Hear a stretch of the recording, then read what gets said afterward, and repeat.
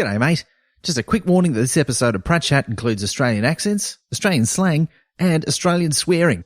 Also, it's pretty long, but don't worry, it's going to go off like a frog in a sock.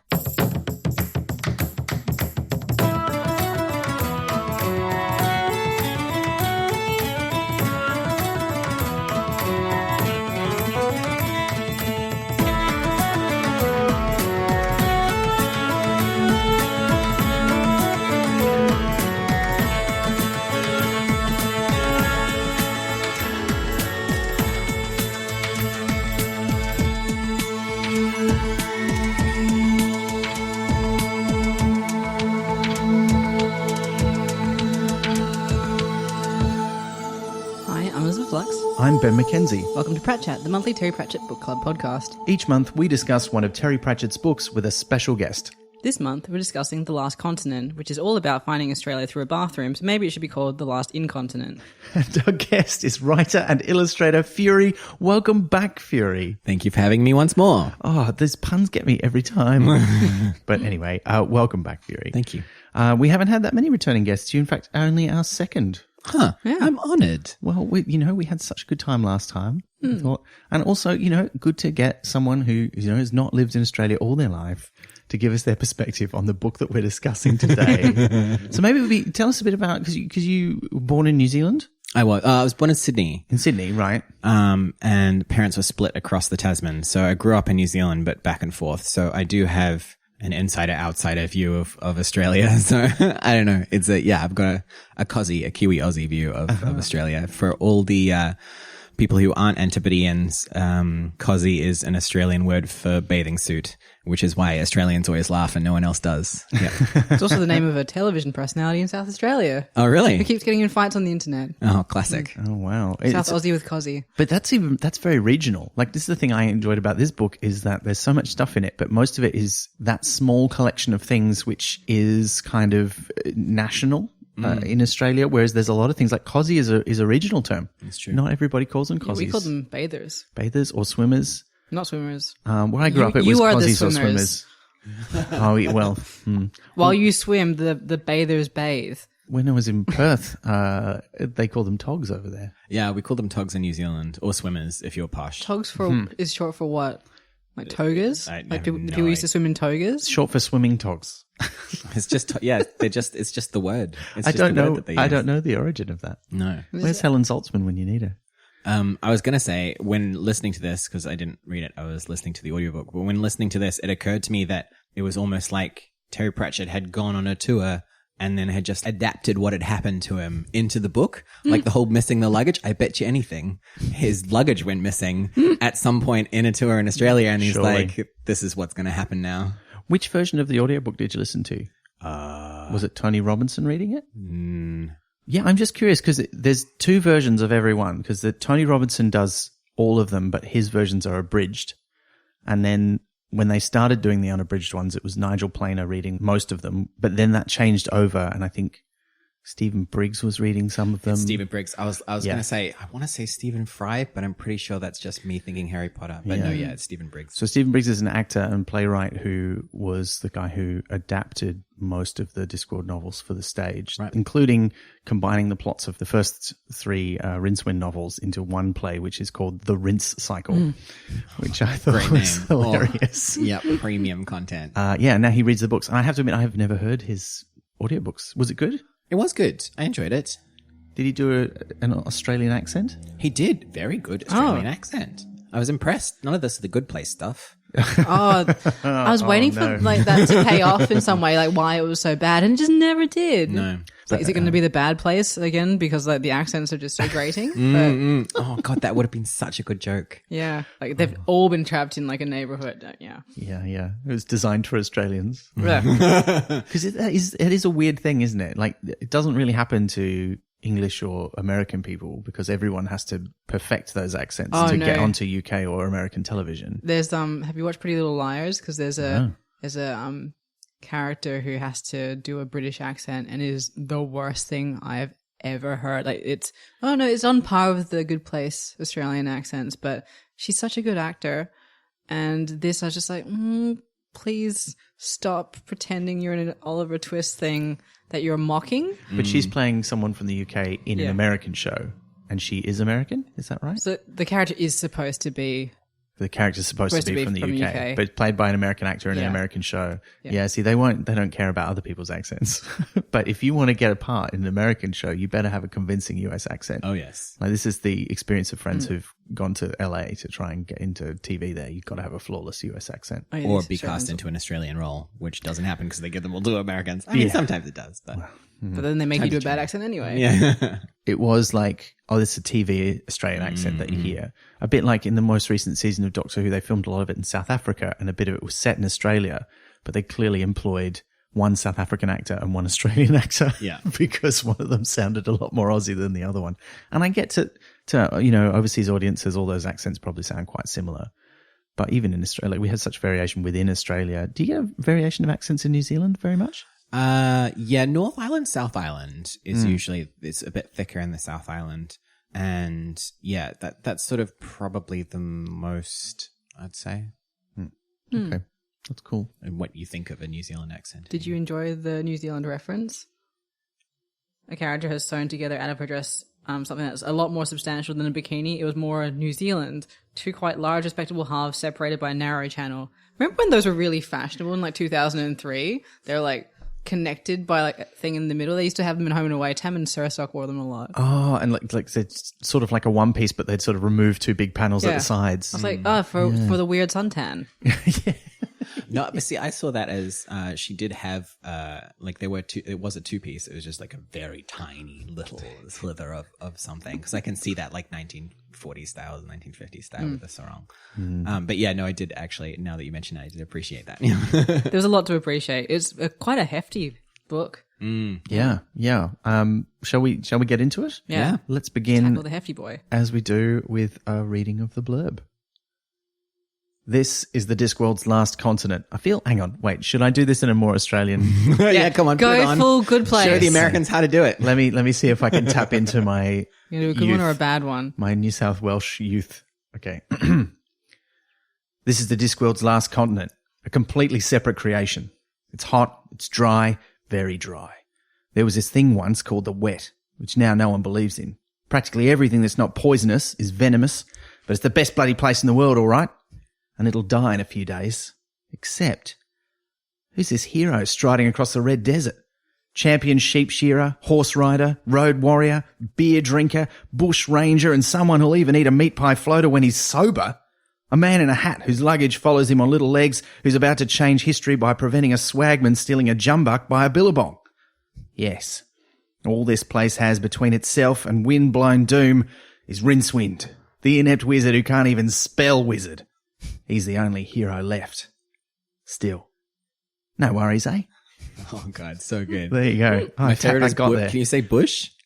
Bush. Yeah, you like put an extra W in there, like bush. Bush. Well, that's not how I used to say it. BUWSH. See, this is where you get into the regional variation, because I lived in New South Wales and I'm going to speak like this the rest of the time now. But we lived in New South Wales and we were very close to Queensland where I grew up most of the time. And we felt this very distinct cultural identity. It was like, we're not Queenslanders. Even to this day, I sometimes am like, I grew up on the far north coast. And they're like, oh, in Queensland. I'm like, no. It's New South Wales. Which is ridiculous because there's really not that much difference between where I grew up and South Queensland.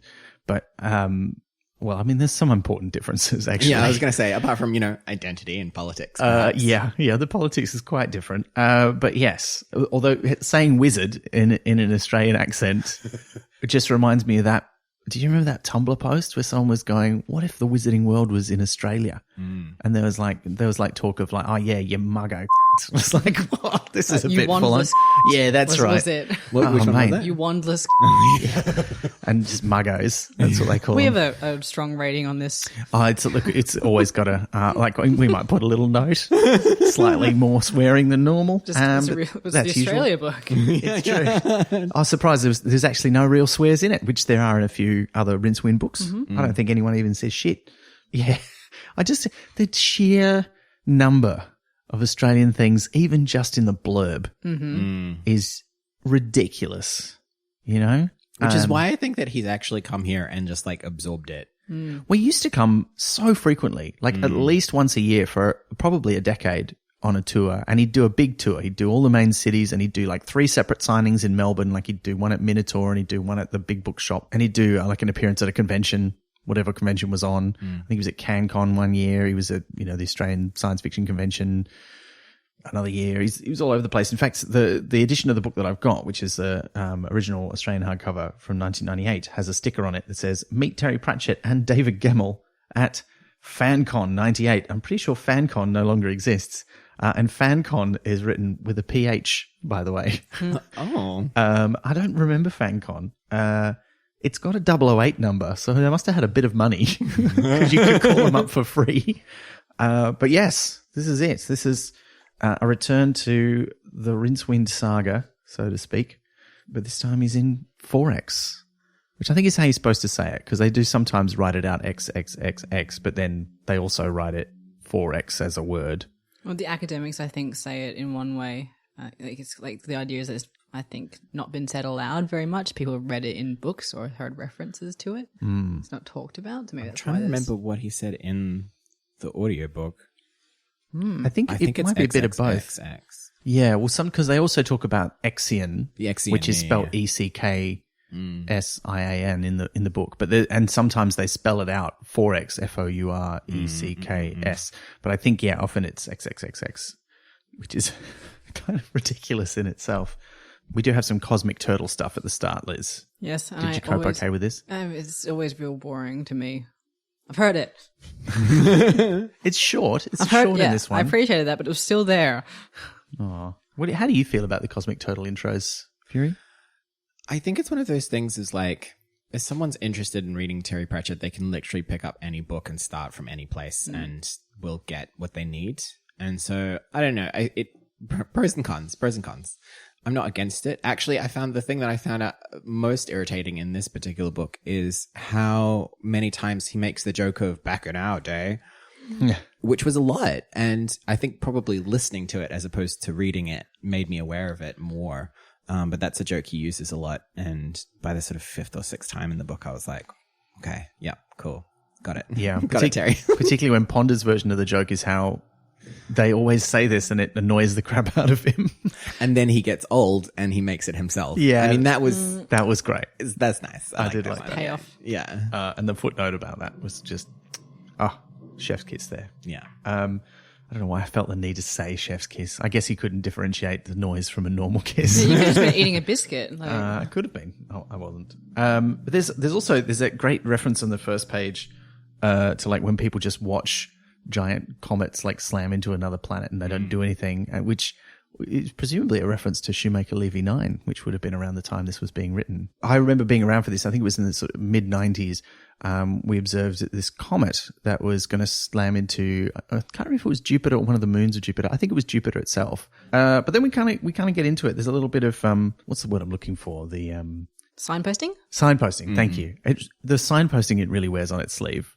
Like there's the whole bit about we're going to find out these things maybe, including the joke. We may even find out why the duck-billed platypus with a footnote saying not why it is anything, just why, which rude.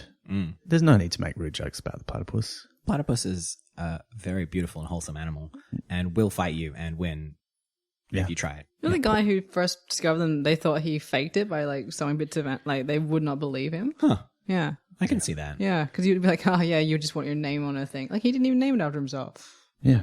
It is one of the most magnificent animals on earth. It's glorious and cute. We'll come back to the platypus later on. But we start off in the university and the poor old librarian's not having a great time. He's magically ill. His morphic field is all messed up because he's been turned by magic into an orangutan at a previous point in his life. And now he's got an illness where every time he sneezes, he turns into something else, but always covered in orangutan ginger fur, which I thought was, as someone covered in ginger fur themselves, I thought that was great. I thought it was delightful how there's like a line about how he changes all but his color, which is the opposite of what usually happens when you're sick. Like you lose all your color. That's cute. Yeah. That's good. I didn't think of that. That's hilarious. Yeah. So that sort of becomes the reason for the wizards to do anything. and then doesn't really go anywhere. Poor old librarian. Although there's lots of cute little things that he turns into along the way, like a deck chair and is he a football at one point? He's certainly a book. There's a dolphin. The Book of A Ook. dolphin.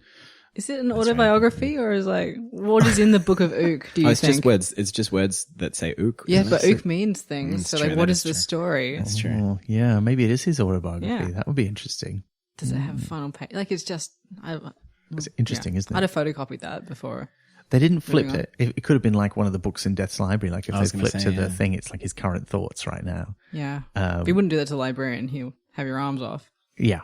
Yeah. I mean, once he got his arms back. True. He could probably do it in book form, though. That's true. Yeah.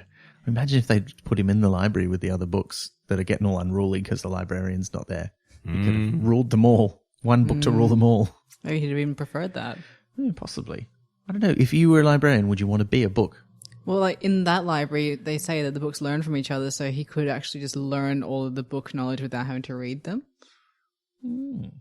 That's quite nice. I reckon Yeah. he probably would have liked that. Yeah. That's true. And they can move around as well, so it's not like you just have to sit on a shelf. Yeah.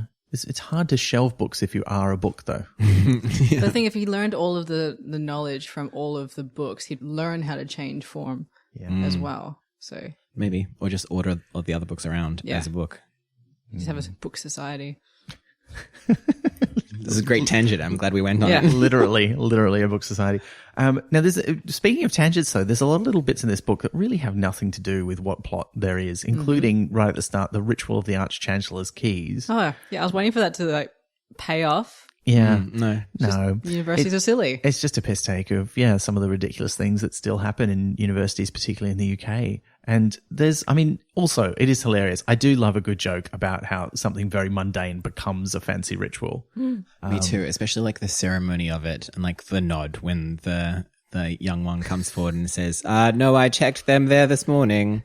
Like it's just, and then He's well super done. nervous about getting it right. Yeah. Brandishing the ceremonial blazer. Yeah. Oh, it's hilarious. But yeah, it really has nothing to do with the plot. It's just a nice little joke. Scene setting. And then, the wizards go off. They go, we've got to do something. We've got to magically fix the librarian, but we can't magic him because we don't know his name. No one can remember his name. All records of who he really was have been torn out of all the books in it, with a suspicious sort of banana-y handprints left behind. So the librarian does not want anyone to turn him back into a human being. He really loves being an orangutan. So it's, they're like, well, who remembers his name? The only person who remembers his name is Rincewind. And they accidentally send him to Fourecks at the end of his last book. So that's where they've got to try and go. Except they can't magic him back from there. It's a bit too hard to figure out even where Fourecks is. So they go off on a quest to find someone who can help them. Meanwhile, Rincewind is in Fourecks eating grubs. Rustling up some grub. Yeah. And in also, like, one of the things that sound kind of interesting about this book is that so much of it is based on the dreaming, these ideas from Aboriginal mythology and history, but there's very few actual Aboriginal people in it. Yeah, I was going to say, like, as much as I love Terry Pratchett, he is the product of a culture who did violently colonize most of the world. And so even with the best intentions, he has limits to what he can effectively do. What I didn't expect is, in my reading of it, he managed to do better than in some of the other books where it looks like he actually has engaged with the mythology and had talked to Aboriginal people, like the whole difference between a boomerang that comes back and a boomerang that sticks in the thing that you threw it at. Like you don't know that unless you've actually done some research. Yeah. And in a lot of the other books, he just sort of leans on the stereotypes, and it feels to me like he hasn't really done that. Obviously, I'm not Aboriginal, so I'm not the best person to make a call on how effectively he's handled it. But yeah, I my gut feel is like it's better than a lot of the other cases of it. Yeah, and from my reading of, and again, obviously I'm also not an Aboriginal person, but my reading and understanding of the dreaming, the way he talks about it is a much more sophisticated understanding that we have now than the sort of more traditional one where it's just, it was just a long time ago. Whereas actually it is more a place that kind of exists about a bit outside of normal space and time, where things can be long ago and now. And the way he talks about the paintings and the way that the history works on Fourecks really, leans hard into that. And I think he does a great job of making his own version of it that is pretty respectful to, the real world ideas. But then it is still a weird thing where that's such a present thing, and yet we never actually directly meet any Aboriginal characters or equivalent, Discworld equivalent. And the main one that we kind of meet is not really a person, is sort of like this creator spirit. Who's great. He's a great character, and I really like his like trickster mate as well. We'll get to soon. But yeah, I just thought that was, whether intentional or not, like a way to sort of sidestep any getting it wrong. I think for me that was the sort of weird thing, and there are a couple other weird things as well, but mostly it feels pretty good. Yeah. Yeah. I was expecting it to have dated a lot worse, or that there'd be more things to date. Well, I think interestingly, he kind of protects himself against dating, because it feels like a book you could have written, apart from a few specific references, it's a book you could have almost have written any time from about the 1970s onwards. There's a lot of the stereotypes that in there have been around for a long time. And apart from some of the specific, more recent stuff, like, the Priscilla Queen of the Desert stuff, and the more, relatively modern depiction of the Mardi Gras and stuff like that, there's, like most of the rest of it could have been written 20 years earlier. So I think maybe that helps it feel a bit timeless. Yeah. Because they're those little bits of rusted on Australiana that are sort of still around. Yeah, no, I agree with that. It's like the things that you would have seen from the outside most conspicuously of Australia, and still kind of do, because that, I don't think the perspective on us is our pop culture. That kind of thing has changed very much in the world's eyes over the last 30 years. Well, we just don't make much of it, really. Well, we do. They just don't mainstream uptake way. it. Yeah. They very much pick and choose what's Australian. They'll only take our horror films and our cute kangaroo stuff. And occasionally our actors who then they make Do do their accents, American or English accents or whatever. They very much cherry pick what they want from us. We produce a lot of good stuff. I was going to say, I would be interested if there are any Aboriginal listeners to hear what they think, because I'm acutely aware that I have limits to my knowledge and understanding of this. Really be interested. Please reach out. And we would love that. Yeah, we'd love to hear from you. If you want to contact us via social media, use the hashtag Pratchett29 for this episode, or hit us up on our website, or send us an email at chat@pratchettpodcast.com. We'd love to hear from you.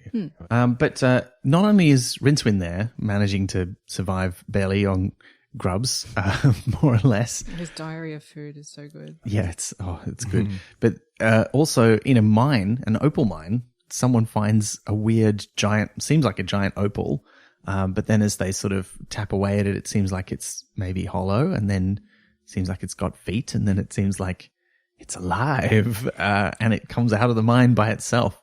And I think we all knew what it was pretty much straight away, didn't we? I didn't. I was kind of like, oh, really? What's this Struth storyline that's going to be a big part of this book? They've really given him a whole bunch of info, but no.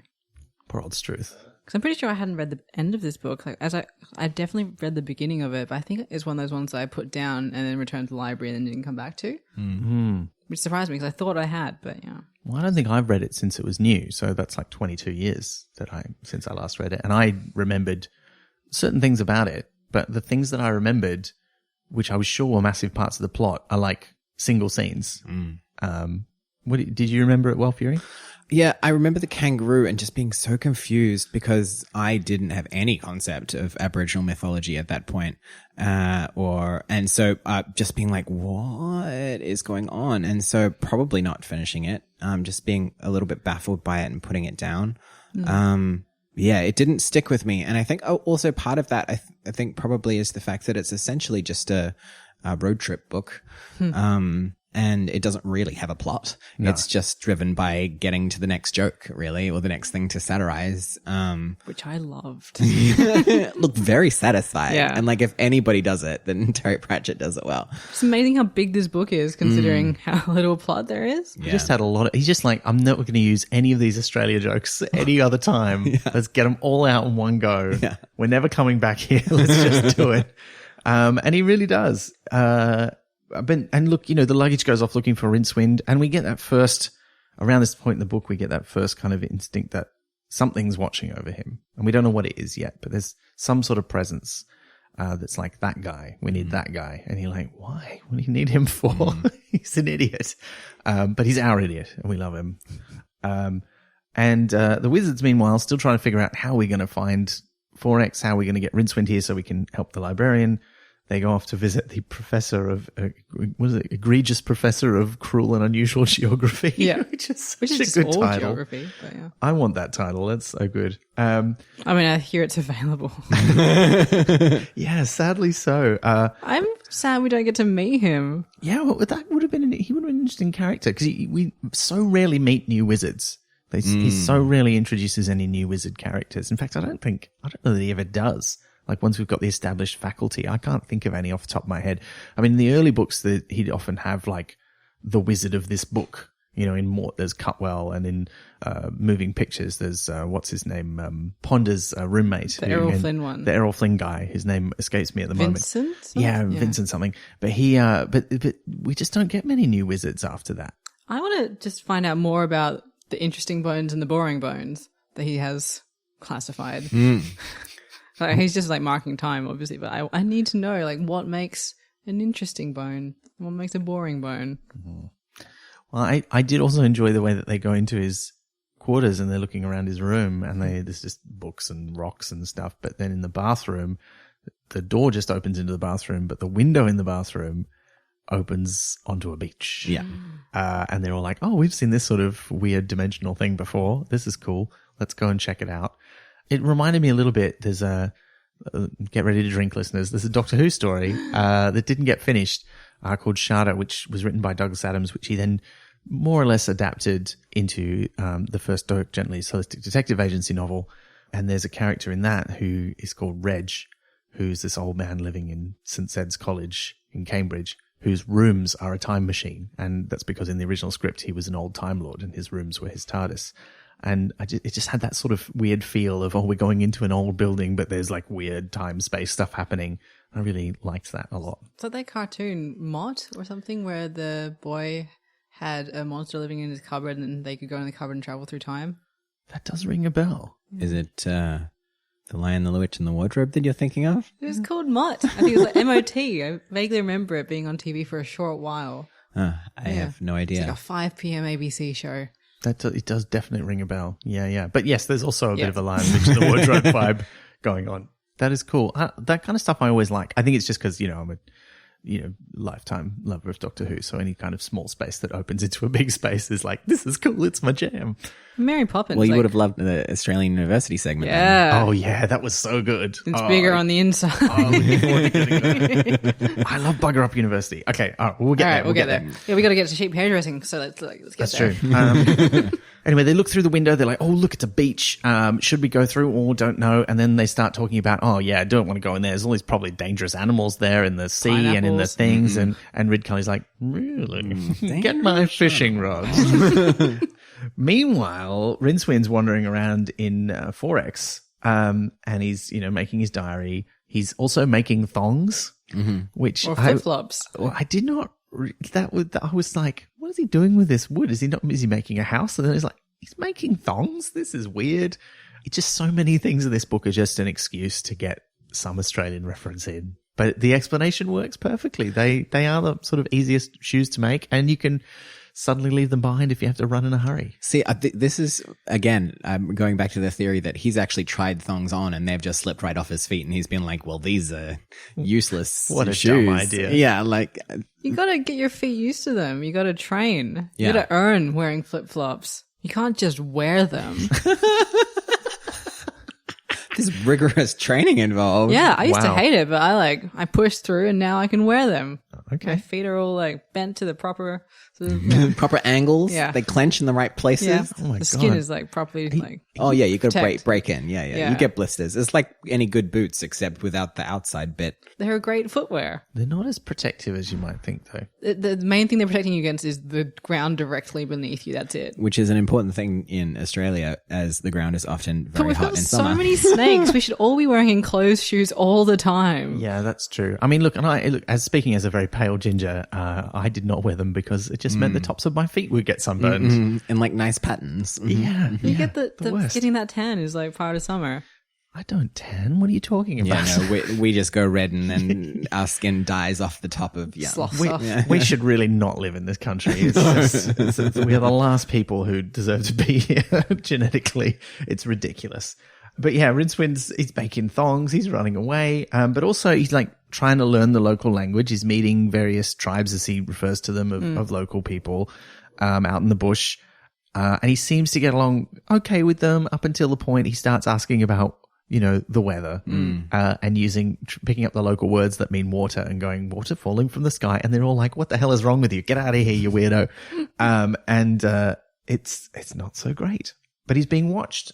So it is interesting. I read that a little bit because they would get I read that as quite angry. They seem quite angry, didn't they? And Rincewind always being told you're the reason why everything's wrong. And so I read that as the local tribes being like, okay, so you need to fuck off because you're the one who's they know the messed stories. everything up. They've existed there beforehand, which is a really kind of nice little thing, I think. It's like, oh, were you doing that, Pratchett? Was that what's going on there? I didn't fully pick up on that, but I think you might be right there. It was disproportionate rage to if he was just bringing up a sore point. Yeah, and so it made me think of is Pratchett making a comment on white people shouldn't be in this country and white people brought all this bullshit to this country. And so it's not strong enough for me to say definitively, but I thought that's sort of my interpretation of it anyway. Yeah. Yeah. No, I think that's nice. And it's also sort of that acknowledgement perhaps that the stories passed down are from a very long time ago. So even though the only way you would get that story is from the creator spirit, from when he first builds the whole continent, because there was no one else around at the time, but they would have had that passed down to them. And just like they remember all the stories about all the people becoming animals and all the animals building things and making things, they also have this story that guy in a wizard hat who's wandering around and talking about rain. No good. Yeah, so maybe that's it too. I like that. He's still being watched, though, by the thing in the billabong, which we still don't know what it is at this stage, which then does some magical thing that Rincewind is not aware of. He meets this silent Aboriginal man who just sort of watches him and then leaves, doesn't say anything. But then a voice talks to him. There's a weird song. And then Rincewind's suddenly able to find all these ridiculous foods in the bush. He learns the secret of finding bush tucker, except it just means he reaches under a log and pulls out a jam sandwich. It's so ridiculous. I don't know how I felt. Like every time that happened, I was like, I get it. And it's this weird magical thing where it's like, well, he can't die. We need him to stay alive. But it was a bit weird when he starts pulling out plates of eggs and chips and stuff. I was like, that's yuck. It's been under a rock. But to be fair, so have grubs, Yeah, but you expect that to be gross. I got the distinct impression those things were not under that log until he reached his hand under there. See, I got the impression that he was reaching under the log and actually pulling up grubs, but they just tasted different. Oh, really? I mean, because it started off with that comment about, I don't know, anyone being out here would go mad enough to see pink elephant on a motorcycle or whatever it is. Yeah. And so I wondered if it was just affecting his ability to grasp reality, which all could be true. And the ambiguity is kind of nice to it. And there is that line that's like, it was a chicken sandwich. It tasted almost like chicken. So, okay. yeah. All right. I hadn't thought about that, but I was kind of like, I'll just accept that, keep reading. But yeah. I guess I interpreted it more as a literal joke about, the secret of bush tucker being you can magically find food in the desert. And in his case, it means he literally magically finds food in the desert. So yeah, that's interesting. I hadn't thought about it that way. Okay. This is also where death shows up in the book.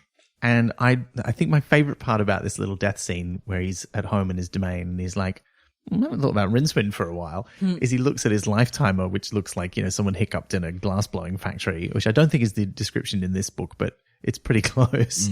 And he's supposed to have died and then hasn't died. He's been the plaything of the gods and he's been to the underworld and he's been through all these alternate dimensions. And so it's all over the shop. And I just thought, yeah, I like this. And it kind of also makes a kind of sense, not entirely, of how death is when interacting with Rincewind in the first couple of books, where he's very, very different.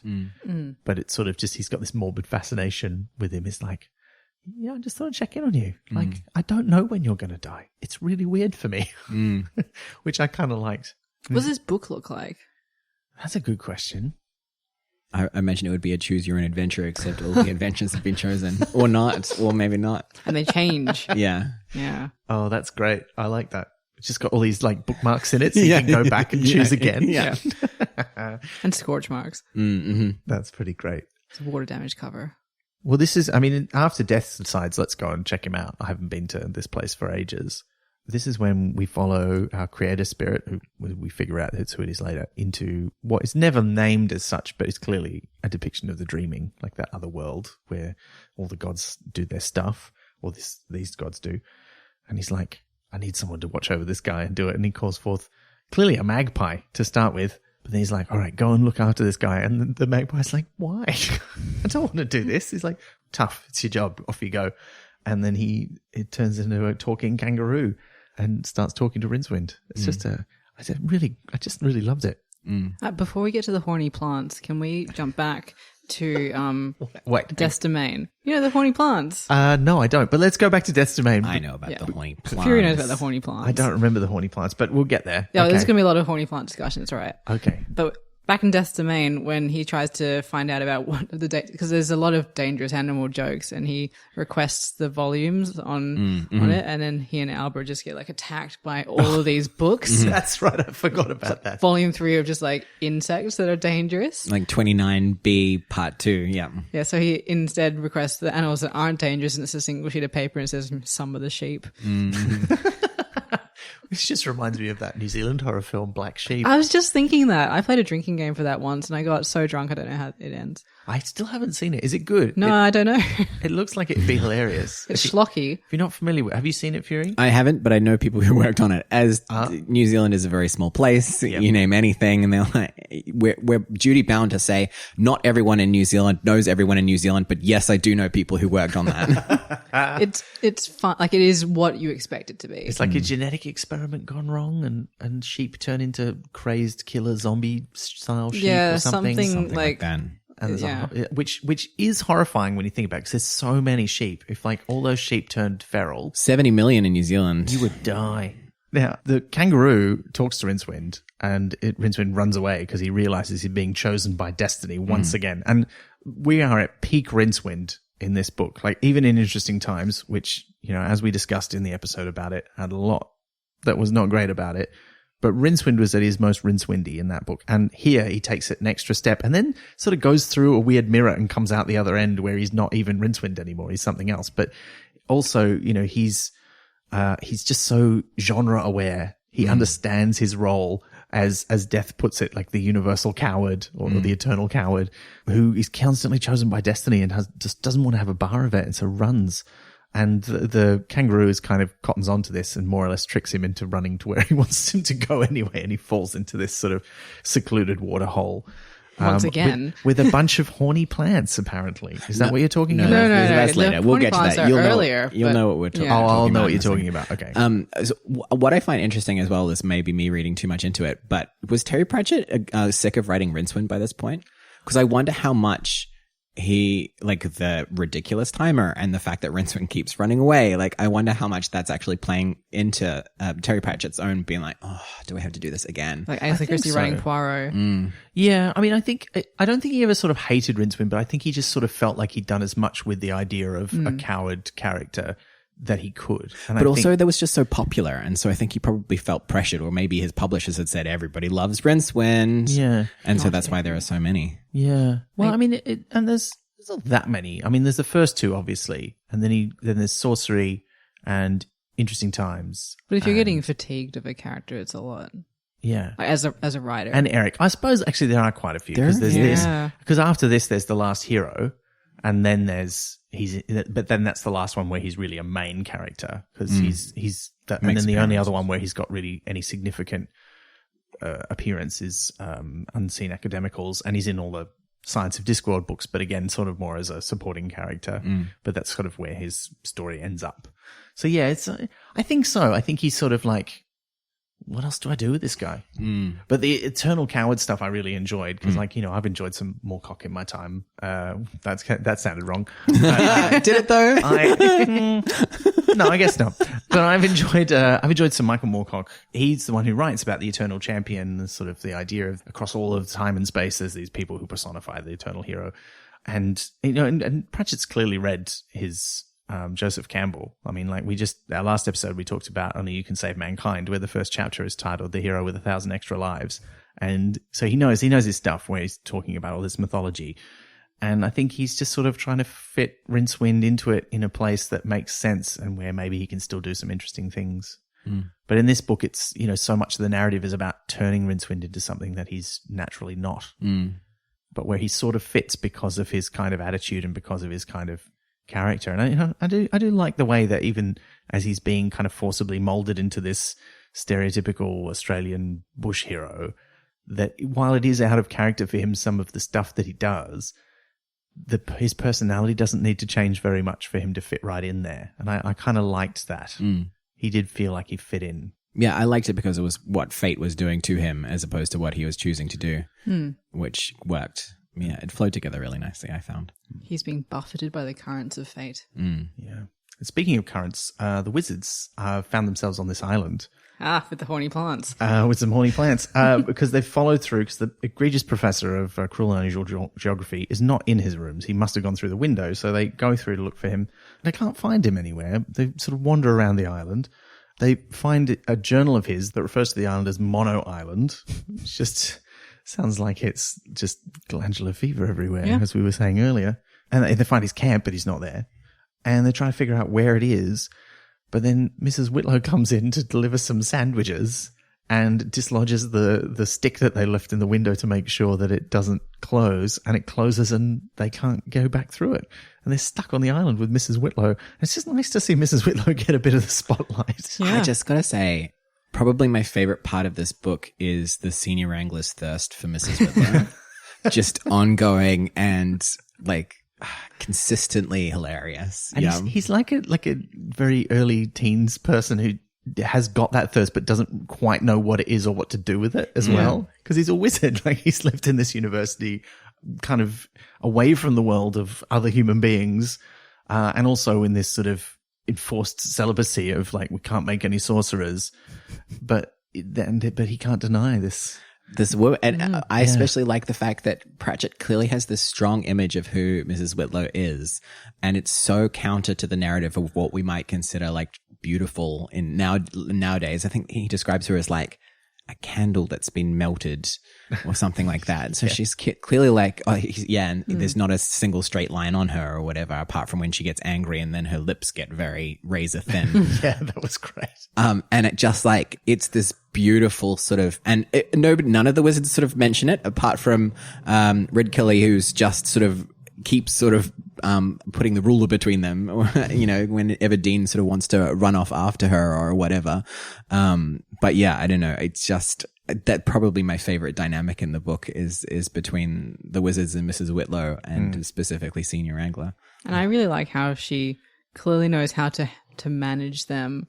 She's like, oh, I couldn't get ideas above my station. I couldn't possibly sit at the table with you. And so she ends up with the table all to herself while they sit a little distance away in the sand after spending all day building this table. Yeah. And it's interesting how, the wizards who are so used to being the gentleman above, and she's, below stairs. But when they're forced to share a space, they're so deferential. It's kind of, I don't know, it's kind of nice in its way. I mean, it's very old fashioned. It's incredibly old fashioned. Yeah. But it works as a satire. Yeah. It's a very loving satire of that particular dynamic. And they're the ones who are being mocked throughout because they sort of, there's a bit where they call them the weaker sex and it's because they don't have beards and all this kind of stuff. And it's clear that the joke is on them and they're wrong throughout. So, yeah. Yeah. That's one thing that Pratchett does quite well, I think, in this book is punching up, how they go on about, the primitives don't know how to make a boat and they have no idea. And, the primitives made a boat, so we should be able to do it. No worries. And they're all like, all we got to do is find a book about boat building. Exactly. For beginners. And so it's so obvious that they're completely useless at all of these different things, but they have these ideas above their station. yeah, I don't know. I found it very, very funny. Yeah, they are the peach butt of the jokes. Yeah, they are. Meanwhile, back in the waterhole, Scrappy the kangaroo. I love that he's called Scrappy the kangaroo. Yeah. I mean, it's just He's a scrappy version of Skippy. It's great. Yeah, I read some commentary online because I did look up the APF, the annotated Pratchett file for this book, because I'm like, I'm sure there's a couple of things in here that I'm going to miss. As it turned out, there weren't that many, but there were a few. But some of the ways, I found it really interesting reading it because of the way they talked about things. One of which was there are a few people who felt this was like way too specific a reference. And I'm like, Skippy the Bush Kangaroo was aired in the UK and the US. Like it was quite popular at the time. So I think it's a much bigger cultural touchstone than maybe people assumed when I mean, reading generational though. Like I probably caught the tail end of it. Also, I didn't have much of my much of my childhood here. Only the holidays, really. So yeah, I mean, there was a newer version of it in the sort of late 80s and early 90s. But I think mostly I knew it a little bit. Like there's a lot of things these days that people know through the parodies of them on The Simpsons. I think that's where I mostly knew Skippy is because sketch shows were constantly taking the piss out of the idea that a kangaroo could tell you someone was lost down a well, in much the same way that they talk about Lassie telling people. So it's that sort of thing I recognize. So if New Zealand had like a version of that, what animal do you think it would have been? Look, probably a sheepdog, I guess. Dogs make sense. Like Lassie makes sense. Yeah. But yeah, kangaroo's cute. Yeah. But I mean, was it like Mary the mower? I could get behind that. Oh yeah, it's a big flightless bird. Moas are extinct though. That's why it's charming. It's magical. It's come back. It's like the last mower of all. The kangaroo does explain to Rincewind kind of what's going on. It just says to him, "Look, you're everything's fucked up here, and you're the reason for it." And he's like, "What are you talking about?" And he talks about these great concepts like, "Yeah, these paintings they've been here for thousands of years, since about 2 hours ago," and you're like, what? And it's just, I love this so much. Anything that's weird time business, it's just so my bag. And it's wibbly wobbly timey-wimey stuff. Yeah, and it's just so weird. Liz said it, so you don't have to drink. And I was going to make a Jeremy Bearimy reference, but okay, yeah. Yeah. Oh, it is very Jeremy Bearimy. It is very Jeremy Bearimy. Oh, that's true. Scrappy basically directly tells Rincewind, you've got to fix this. And Rincewind's like, sure. Yeah, no problem. Find a bunch of wizards, because he's shown all the cave paintings that are like the weird pointy-hatted people. And he looks at the paintings. And I think just like any point in the book where people are looking at the paintings on the rocks, the way Pratchett describes them is kind of beautiful. Like he really gets it. He's clearly seen enough art and heard about it and read about it that he gets what it's depicting and how it works. And the whole idea that it doesn't just represent a slice of time of the thing, but also, its whole existence, its future, its past, the interior of the thing. The way he talks about the pond, and he's like, I'm not going to draw a pond as an ellipse because that's what it looks like when you look at it. I'm going to draw it as a circle because we know that's what it actually is that's what shape it actually is. All that stuff, I'm like, this is great. Like it feels like he's really getting it. So I really enjoyed. And it's this picture that sort of inspires the cover, I think, for the new hardcover editions. Like it is kind of with the 4 pointy-headed wizards and all of that. So, but it's got a sneaky luggage in there too. A sneaky luggage. Sneaky luggage. Brilliant. But he decides he's not going to have a bar of this as usual and runs from his destiny. The bar. Mm-hmm.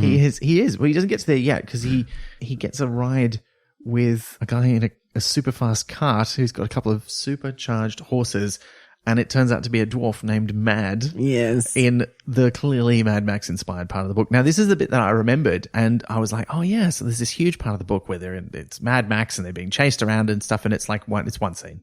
Yeah. It's one scene. He gets picked up by him. And he's got an armored cart and he's wearing all this leather, and he gets out of the cart and he's like, oh, you're a dwarf. And he's pointing the crossbow up his nose. And more scary, really. Yeah, it was great. But it is being chased by bandits.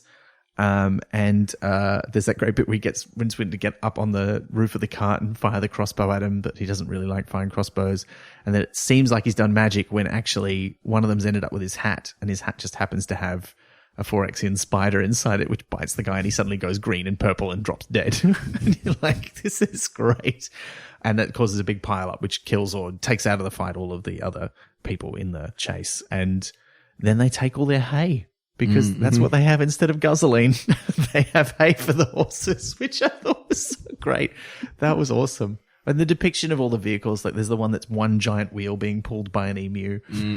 It's just, so good. Yeah, so I hadn't watched any Mad Max when I first read this, but having since obviously watched Fury Road, and I could actually engage with what was happening and appreciate it.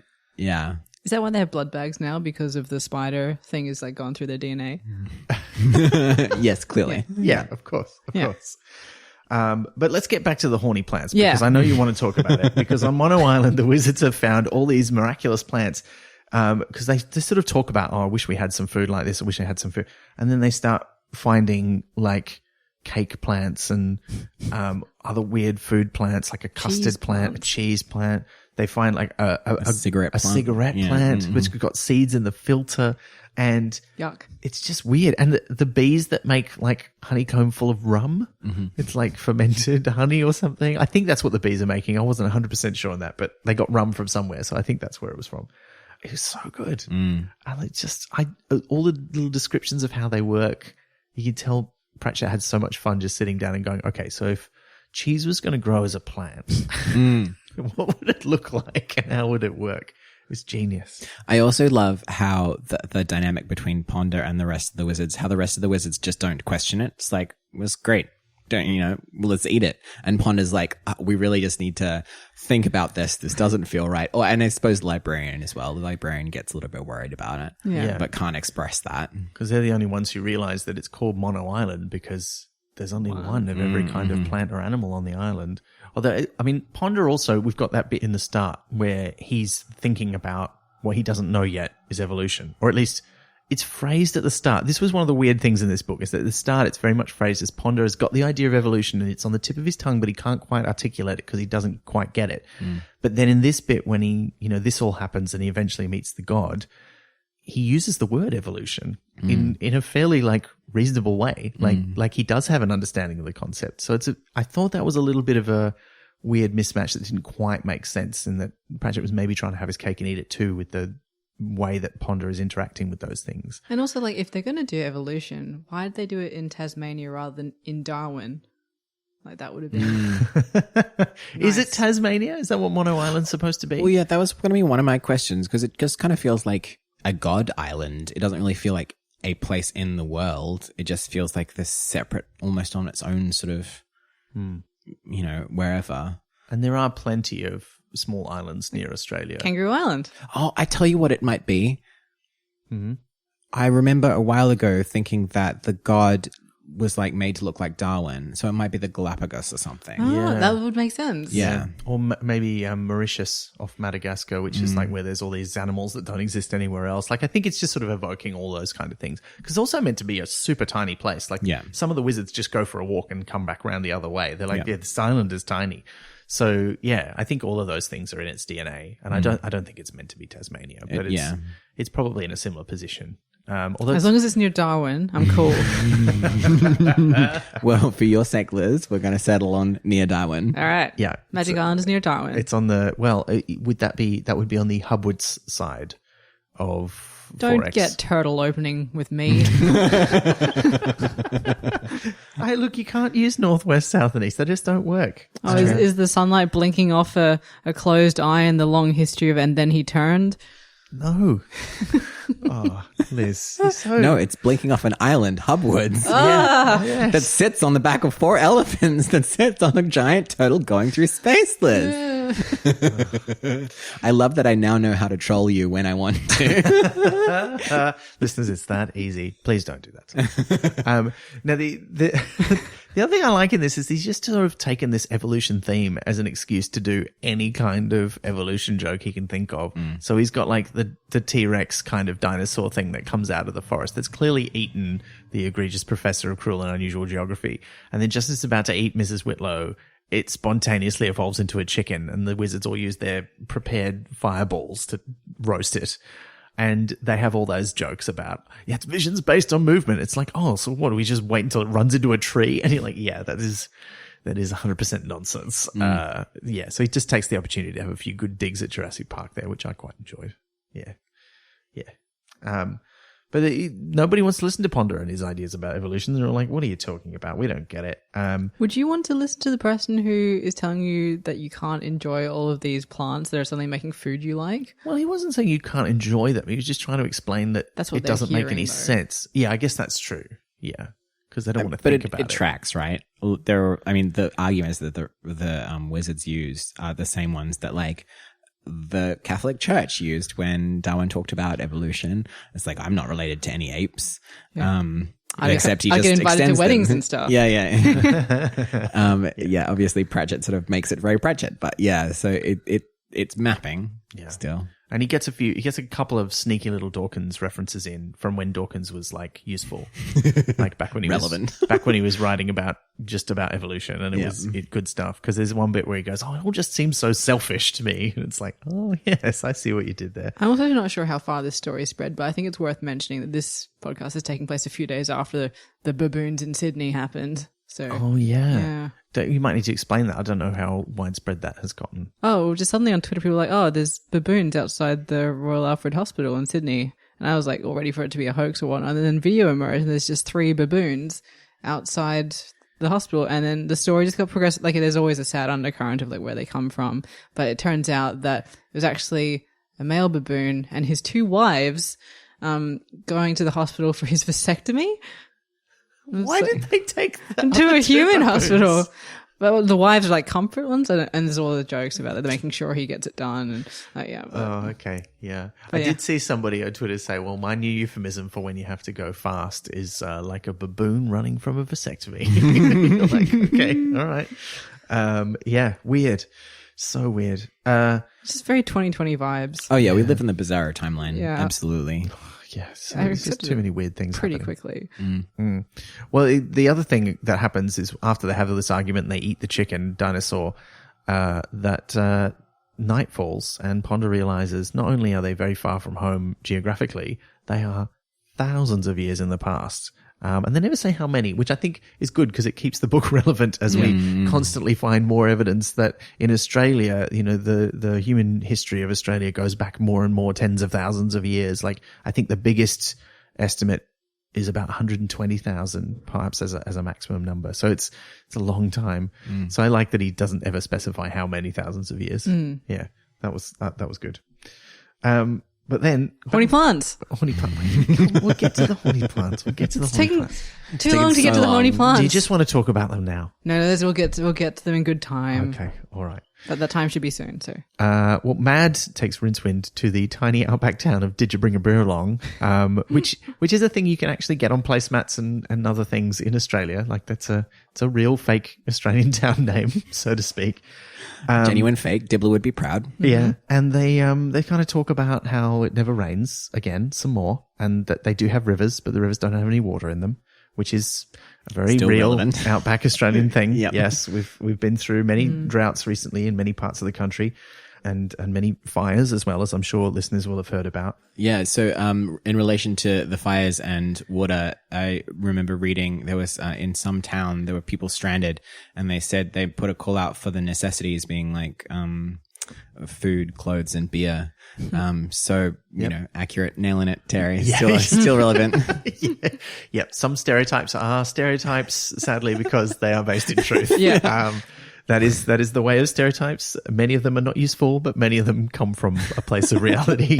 So but I kind of liked how, there's a guy named Crocodile, obviously Crocodile Dundee reference, but then he talks like Offler. It's an actual crocodile. But then there's all these like sort of anthropomorphic animals who live there. Like, there's the crocodile, there's some kangaroos, there's some sheep, there's a big guy who grabs Rincewind who it turns out is a wombat. And it's never explained why there are these people. I mean, I'm assuming this is a Tank Girl reference. Because if you've read the comic or you've seen the film, in Tank Girl happens in this sort of, post-apocalyptic future, and her part-time boyfriend and friends, a couple of them are like mutant kangaroos who are like humanoid kangaroos. So I think maybe that's partly it. I don't know. There's no explanation or rationale for it. No, I'm into it. I like it. Let's make it canon. Okay, sure. But it's also very early Mad Max. Like, it's very Bartertown from Mad Max 3 Beyond Thunderdome. It's like that kind of place. But it's also like a real small Outback Town. Does the wombat walk on 2 legs or on 4 legs? No, on 2 legs, because it like grabs him with a big meaty hand, and he's big like a troll. Which, if a wombat turned into a person, is what they would be like. Do all wombats have a pouch?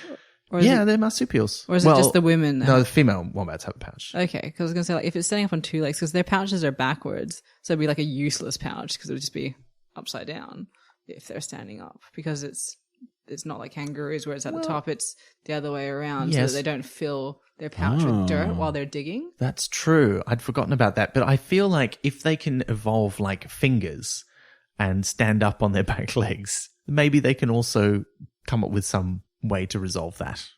I don't know. Well, I guess if they're not, like, because they wouldn't dig like that, they'd use utensils, so they could have like a kangaroo pouch. I mean, they don't say that they're naked. I mean, all they really got to do is wear clothes, and then they could just have a fake pouch, like an artificial. Yeah, but like one. it would still render their original pouch useless. It'd be so gross having a pouch. I'm just sorry. Would it though? Yeah, like, because it'd be all moist and stuff inside. It's gross. It'd be like an armpit, but like all of just the pit bit touching itself. I love how much you've thought about this. Like, Oh, kangaroos ones are so gross because like they give birth to their tiny, not ready to be out in the world thing, because it's pretty much an incubator in there as well. Yeah. So it'd be full of all like the gross It's like an organic humidity crib. yuck. Look, I was a premature baby. I spent time in a humidity crib. Yeah, but like it wasn't. Imagine if- yeah, full and of, yuck, Ben. Yuck. Imagine if the humidity I've crib been trying to bring it up this whole was time. actually a part of your mum, giving you a warm hug and looking after you. I think that's kind of delightful. It's just because it's like dirty. It's dirty and it's humid and I don't like it. Well, look, Rincewind avoids getting into a fight. Well, he doesn't avoid getting into a fight. He avoids being climbing part into of a the pouch, fight because Mad comes into the bar and has a fight with the wombat and the other people. And then Rincewind proceeds to get drunk on the Fourexian beer, which he feels like is very weak and it's clear, but gets him very drunk. Again, Terry Pratchett, absolutely this would have happened to him. Continue. Yeah, absolutely. And then he like sings a song and he makes a bet with some shearers. It's like, what? You get paid to just, I could beat that. I could do better than that. It's not good. But he also absorbs, like, he's got a talent for languages. It's the one thing he's ever been good at. And he just, this night when he gets drunk in the pub, he just learns all the Fourexian slang. He just gets right on it. He knows all the words. He understands. He doesn't like them. He thinks they're nonsense, but he gets it. And then the next day he's got to go through with this bet because everyone's like, dude, you bet this thing. And it's the shearers, and one of whom is called Daggy, which is a terrible name for a shearer or anyone who works with sheep. Super appropriate sometimes. But when he wakes up with his hangover, he invents the cork hat, which I thought was great, like a wizard hat with corks on. Genius. It's just one of the other things I constantly remember from this book. And because such a visual of Australia from the outside world again. I know it's so good. It's so Barry Mackenzie, you know, like it's strange. Do they work? That and the versus surfing. Those are the two I put together. Yeah. No, that's a different word that means something else. Yeah. Into a pouch. Okay. I'm sorry. But he does go through with the bet.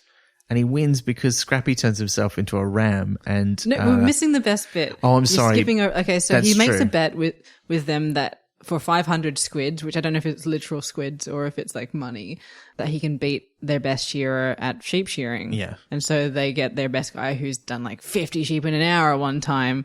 And so they get him this sheep, and he goes, "Oh, well, bring me a mirror and some nice scissors and things." And so there's this great sequence where he's sat this sheep up in a chair and is giving it the proper hairdressing treatment. He's asking him how its day went, what his weekend plans are, and there's just in between the sheep going, which is exactly like me at the hairdresser, because I just do not know how to make the conversation, and I don't know where to look in the mirror. Like, should I be looking at me? Should I be looking at them? Should I be looking downwards? What if I accidentally look at what they're doing to my hair? Do I have to make a face of approval? Like, it's just so complicated, and I can really relate to this sheep that just wants to just have its usual and be gone. But yeah, everyone doesn't react great to it. They're like, that's not how you shear sheep. The one shearer is like, that sheep was beautiful. Is this the real reason why you grow your hair so long? So you don't have to go to the hairdressers very often? I mean, I do go every 6 months or something, but yes, if I had to go, I assume like if you have short hair, you have to go quite regularly. You do, yeah. Yeah. But I also have a good relationship with my hairdresser where we understand how much to talk. So Okay, right. Okay, that's good. You know what? When reading this sequence, I had one of those. I was today years old when I learned this sort of moments, because one of the things Rincewind says to the sheep is, anything for the weekend, sir? And I discovered that was a euphemism used in barbershops to ask a customer, did they want to buy any condoms? what? Oh, really? Yeah. Do you want something a little something for the weekend? Meant, do you want some condoms? We'll sell some to you on the sly. From your hairdresser, the Yeah, place where all apparently. the pointy punctury things are. Yeah, but they don't don't put them in your hair. Would you like a condom for your hair, sir? They're not like that guy on, who puts one over his head, as a party trick. No. So I was like, what? Wild. That's- Amazing. yeah. I did not know that. There you go. The poor sheep. Which kind of makes sense because some barbershops would have also been like a drugstore or a chemist, right? Sure. He wins the bet, and the shearers give him a horse as a prize But they've because had- they don't have the 500 squids to pay him. And the horse is very short, as we realize, the readers. And as I think Rincewind realizes, but then he behaves as if he doesn't. It's Scrappy again, transformed into a horse. And the reason the horse is so short, this is something else I'd forgotten. In The Man from Snowy River, they describe the horse that he rides as being like half the height of a normal racehorse. Like it's a very small horse that he rides down the mountain. So this is why. But it's comically short. And he goes off Like a towards... dashed horse. He wants to go to Bugger Up because he's heard that's the city that has a port. And he thinks that's how he's going to get home to Ankh-Morpork. So he rides off. And basically becomes the Man from Snowy River.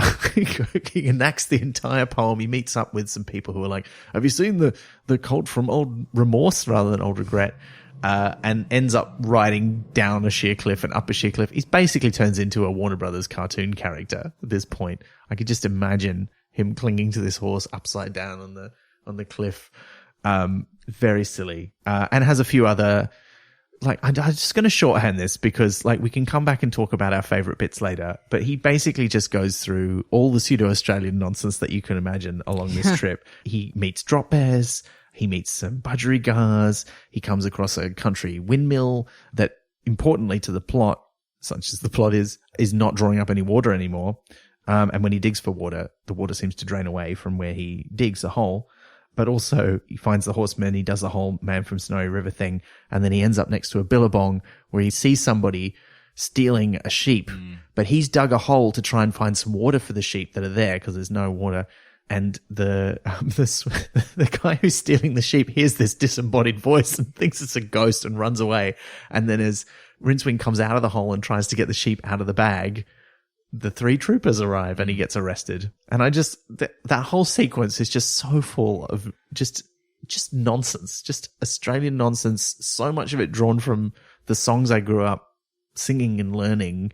It's an interesting experience to watch or read a piece of media where people are saying the things and speaking in the way that you speak and the way that you grew up. Because even on Australian television, that's actually quite rare because most of our television comes from the UK and from the US. A lot of our media is very, it comes from overseas. And I've had that experience a few times recently where I've watched something and gone, hey, they're talking the way I actually talk. And it's kind of nice. I always hear it and I'm like, this feels a bit wrong. Like for the first little while, it just feels kind of a little bit jarring and then you sort of settle into it. But yeah, I do get that feeling. Yeah. I'm sorry, this is nice, but I've been holding on to my complaints about Waltzing Matilda for a little bit. Okay, let it out, Liz. Okay, so 2 things. Patterson getting a whole lot of good representation in this because there's the Man from Snowy River and then he also wrote Waltzing Matilda, which is an interesting backstory about actually being about a sheep shearing strike and a man that got chased by the police ended up shooting himself, all of that. But as to the lyrics themselves, this has always bothered me. The troopers come down, 1, 2, 3, and they go, where's that jolly jumbuck you've got in your tucker bag? They know where it is. Why are they asking? Well, I always assumed he's hidden the tucker bag. No, because he's seen them coming. Where's that jolly jumbuck you've got in your tucker bag? But it's right there. And then... Well, fair. Yeah. Yeah. And is it dead or is it just an alive sheep in his tucker bag? That's a good question. I don't know the answer to that. It's You don't. how hard would it be to stuff a sheep into a... Oh, pretty If it's- difficult. If it's a maybe lamb. if it's a small one, yeah. Is it a jumbuck an adult sheep though? I thought so. I thought that's what jumbuck meant. But I mean, It's a jolly jumbuck too. well, yeah, why? I mean, I wouldn't be jolly if someone was stuffing me into a bag. My cat tolerates it. You put your cat in a cat in the bag. Cat in the bag. I let him out again. Do you put him in the bag and then go, ooh, is he in the bag or not? Is he alive or dead? Ooh, we don't know. Is that what happens? It's what's going to have to happen, I guess. Oh, no. And then he meows and you're like, well, there's your answer, I suppose. Actually, I've never actually had to put him in a bag, but a lot of people put their cats in pillowcases when they have to put them in a cat carrier because it's easier to put them in, because like they can't splay their legs out. But then you have to get them in the pillowcase in the first place. It's true. Right, okay. I guess what I'm saying is I could shove Asimov into a tucker bag. Okay. Yeah. Yep. Don't, though. He wouldn't be jolly about it, though. No, he'd be indifferent about it. Really? Well, Noodle would be very upset about it, indeed. There would be lots of claws involved, I imagine. Asimov just kind of accepts his fate. He's like, oh, I guess I live here now. I guess this is where I am now. Yeah. Okay. Yeah, Waltzing Matilda is an interesting one, though, as a text. Which I think it's good that it's investigated here, because I always thought, why did he jump into the billabong? It was just a sheep, but I guess it was a bigger deal back then. I had to keep reminding myself. Actually, this is something that's important to bring up. For starters, he calls it a billybong rather than a billabong for no readily apparent reason. I had to keep reminding myself, but they don't have any water in them because there's no water anywhere. Like, it's all underground, very literally. And the only pond that you see, or like a little sort of water hole, is underground. It's in it's sheltered underneath. So the guy can't jump in the billabong because it's not there. I mean, in The Last Continent, I guess Terry Pratchett hasn't really fallen on either side of the fence necessarily, because Rincewind keeps falling into water holes. Oh, that's true. We keep making most of them. He keeps digging holes in the ground to find water for these poor animals. Well, yeah, but like there's a repeated ground joke water, about him just falling into them. But Oh, I mean, well, maybe that's that's true. before. Because the kangaroo is leading. Yeah. Yeah. Oh, well, that's true. But sometimes they don't have any Consistency, water. Pratchett. Come on now. What's happening here? I don't know. No, it's fine. But he gets arrested. He's taken off to bugger up. And then we go back to Mono Island and your horny plants. Yes, they're not my horny plants. They're everyone's horny plants. But look, but most of all each other's horny plants. They find all these weird plants, including, and I think it's my favorite, the ship plant. That's like a giant pumpkin that grows into a ship, which is very, it's a little bit Cinderella, isn't it? Which I quite liked. I enjoyed how much detail he puts into what bit's grown out of what, including the fact that it's grown this sort of misshapen jelly baby-like figurehead at the front. And also how that wasn't intentional, and the god's actually a little bit upset about it. Like, oh, they keep doing this. But Rid Cully's response to it is perfect. He's like, this is clearly a trap. Aren't there plants that eat people? And you're like, yeah, that makes sense. Like, because he's kind of got enough of an idea of evolution out of Ponder's rantings that he's like, things have a certain shape for a reason. We want a boat. This thing's clearly grown into a boat, so we go aboard and it eats us. And that's when the god arrives in front of them. And we've kind of known the god was there without having met him. And he turns up looking like a bald man with a big white beard. So he looks like Charles Darwin. Okay, so there's two jokes in this book about feminism. One is with him where he says, he looks at himself and he's like, oh, beard, eh? Oh, patriarchy, I suppose. Like, you know, like he's really like, oh, okay.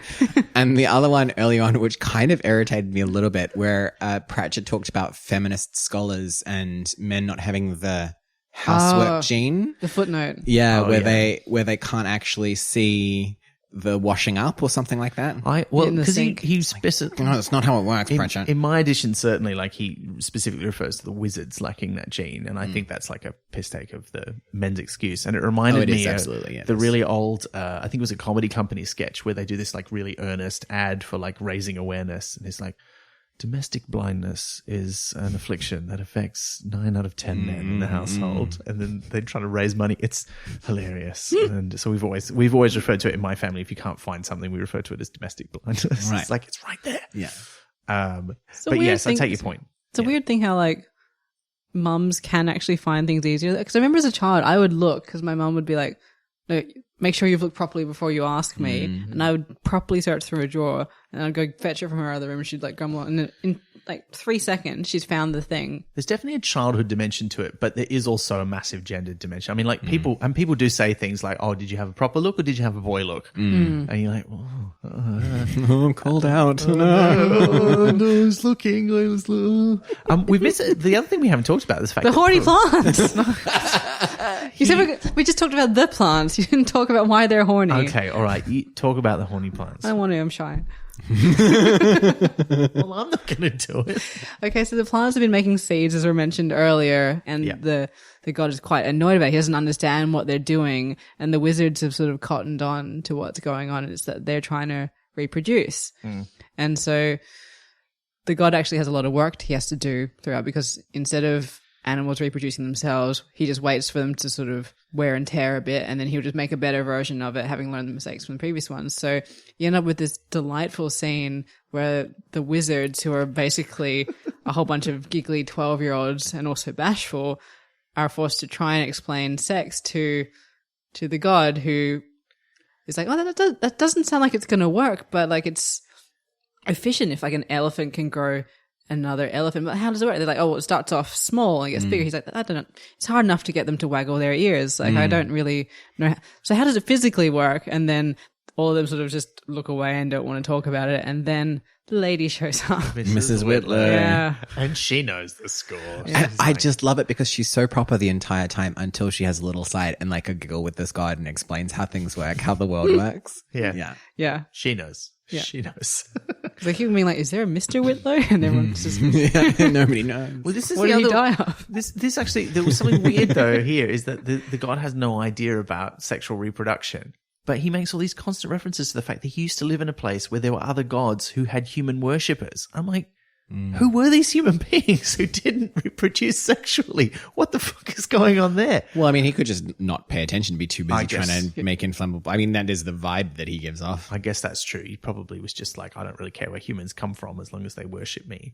Yeah. Okay. Yeah. I'll buy that. And then he's come to this island. He's like, I'm going to start again. I'm going to figure out how to make things properly. And yeah. So yeah, it is hilarious. And just the imagery of his workshop where he's got like a half assembled elephant and he's like getting into its guts and moving things around. And there's this biological scaffolding. I was just, so cool. Box of antennae. Yeah. Yeah. Oh, and he's addicted to beetles. Yeah. Just makes me feel better. Yeah. And he just, when every time he makes one, it goes and just finds its space in the collection. It's great. I love that. Oh, it was so much fun. Was there a particular gag that I was missing with the fact that he was only 3 feet tall when he manifests as like his little Charles Darwin form? I genuinely don't know. I think it's like Buffy, like when the fear demon Gaknar is did super feel like scary that. but tiny. Like it's just like got it slightly wrong. Doesn't quite. I did make a note that it reminded me of that. Yeah. Now this is where this god also has the weird sort of property where he's like, yeah, I don't really believe in gods. He's an atheist god, and he doesn't have any worshippers either. So it's like, how does that work on the Discworld? And nobody's quite sure. Even Pratchett in the text just says, yeah, that's supposed to be how it works, but this guy doesn't seem to need any. And they're like, that's weird. The Beatles. The Beatles believe in him. And this is where Ponder's like, I don't want to go with you on the boat. I want to hang out here. Like, this is my chance to find out how stuff works. And he's gung-ho about it. And he's like making all these suggestions. And the god's like, yeah, I'm going to make like this ultimate organism. And Ponder's like, oh, like a new version of human beings. That's cool. I want to see it. And he's like, yeah, here it is. And he sees it and he runs away screaming because it's a cockroach. And he's, and I, in my head, I kind of imagined that it was some sort of like ultimate giant bipedal intelligent cockroach. But I think actually it was just the idea that the god thought a cockroach could be the pinnacle of life that freaked him out. Well, yeah, I mean, it's like got all of the things that the god respects and likes. It's kind of Beatles-esque and it will last forever. Yeah. But also, I think that it's just a comment on Sydney cockroaches because if you've never been to Sydney, they are as large as surfboards. They are huge. They can fly. That broke me when I found out they could fly. They can fly. They crawl up the wall and turn their heads to look at you like a Chucky doll. They do. It's a lot. I mean, look, having lived in northern New South Wales, I can tell you that everywhere north of Sydney, everybody just accepted there will be cockroaches. Like, you put baits out and you do stuff just to keep the numbers down and you just leave the spiders to do their thing, but you never get rid of them all. You just have to deal with it. What eats them? Do bats eat them? No, mostly spiders. Spiders, probably cats might. Yeah, I don't want my cat eating a cockroach. Like frogs and stuff would if they could catch them, like toads. Cane toads probably eat cockroaches. For the squeamish and you, fast forward probably a minute, but I was staying in Sydney one night and woke up because a cockroach crawled across my face and tried to get into my nose. Got a rude surprise when it couldn't fit and then like jumped off, but it was because I was so asleep. I just like woke up and like bat my face, but it had gone by the time. Why would it want to be in your nose? I don't know. Saw an opening, went for it, didn't fit. Yeah. Anyway, so that's what. Please don't take that bit of audio out of context. So it could be disastrous. I feel like we got Australia get mocked a lot about stuff, but the stuff about insects, like we deserve to be mocked about that. It's just there's a lot of dangerous creatures. Like, did you have the story at school where like someone got bitten by a white-tailed spider, and so they progressively had to have more and more of their leg amputated? Like that was the one that they told us to make us always shake our shoes before we put them on. Well, we didn't have whitetails where I grew up, so no, I didn't. I didn't hear that, but they are a thing. They're a weird spider. We got stonefish, which are like the color of sand and like wait around for you to step on them and to kill you for some reason. The pain is so bad, people have apparently drowned themselves. Yeah.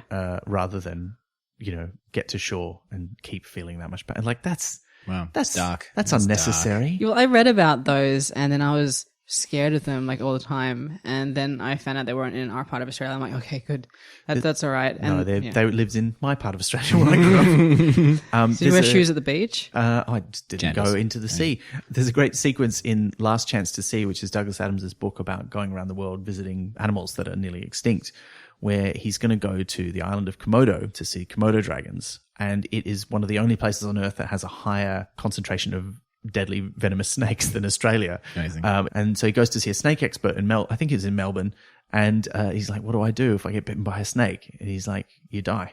Don't get bitten by a snake is my advice. And he just keeps talking to him, and he just hates everything about snakes. And he goes, oh, you hate snakes? And he's like, what? And he says something about the ocean. He's like, oh, do you like going to the ocean? He says, no. It's full of even more poisonous things. But you hate the ocean.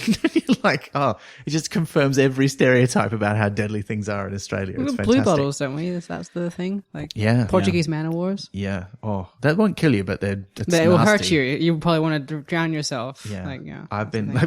No, that's the stonefish alone. That's their special thing. That's their claim to fame. Look, let's get away from the deadly animals. We'll talk more about that, I think.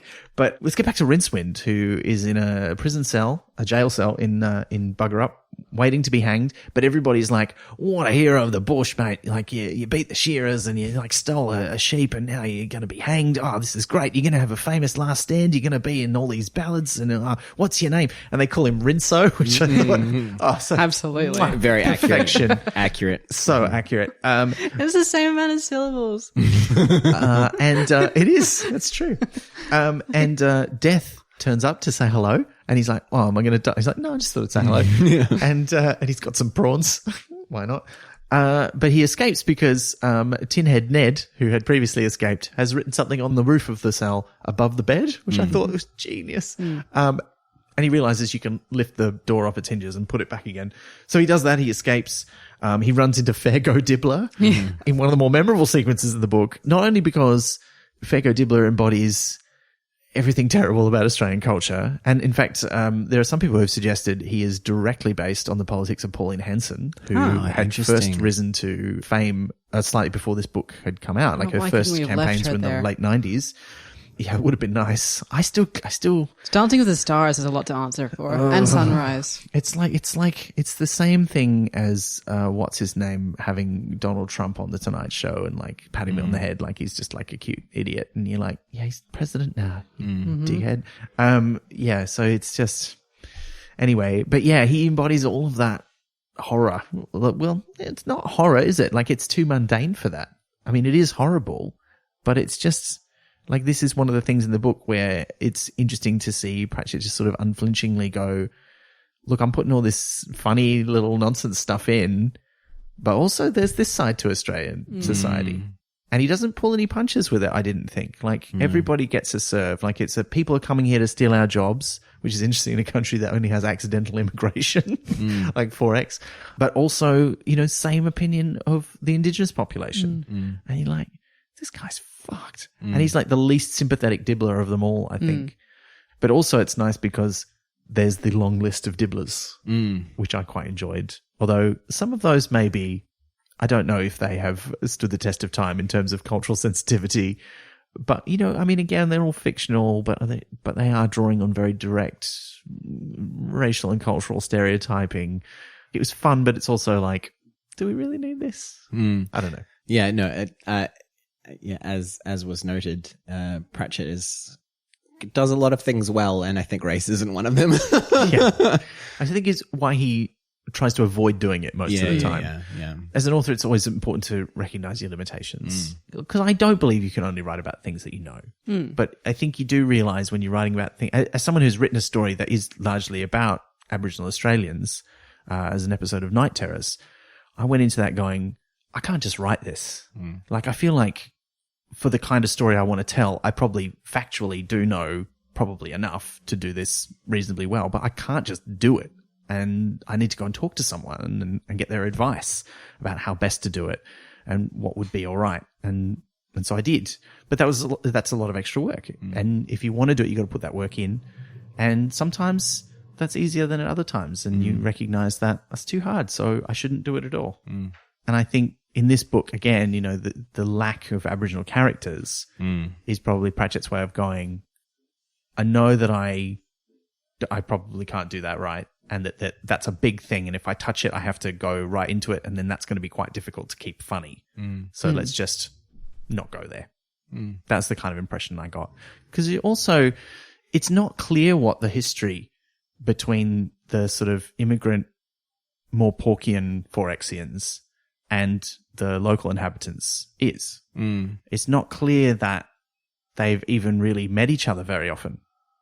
Don't they say it's a big jail, though? Isn't there a line in there about they talk about the country being a big jail because the storm around the outside of it means that if you get there, you can't leave. Okay, so it's not exactly the same. Yeah. And Rincewind hardly meets any, white folks in the, deep outback, right? It's only when he starts heading towards, quote unquote civilization. Mad. Apart from Mad, who, obviously is out there, stealing his hazeline or whatever you're going to call it. But yeah, I don't know. I think he sort of dodged it. Yeah, I think it's interesting. It's quite a generous reading, but I can see the working on it. Yeah, makes sense. I don't know if that's intentional, but I think he did dodge it by not having that in there. Yeah, Practically, that's how it functioned. Whether or not it's an intentional is to be seen. Yeah. He bails people up for hay. Very good. Thank you. That's very good. I was also listening, but I was like, were you though? You're talking about, I don't know, horny plants?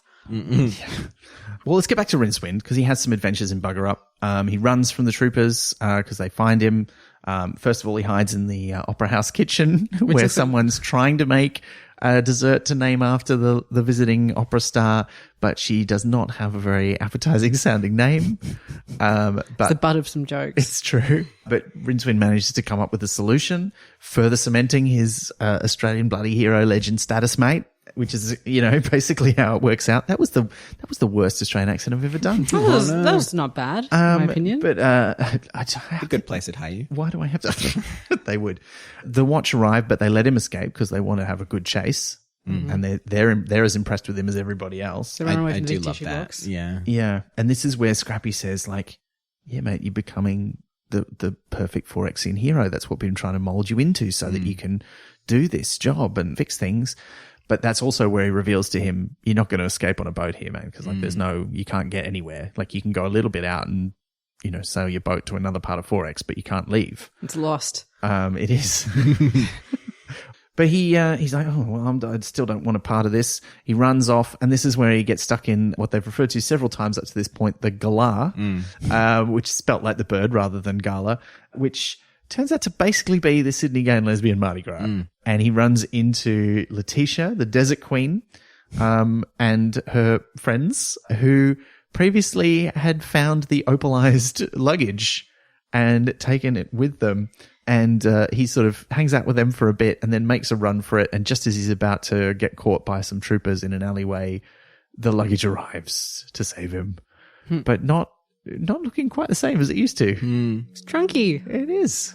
This was so delightful.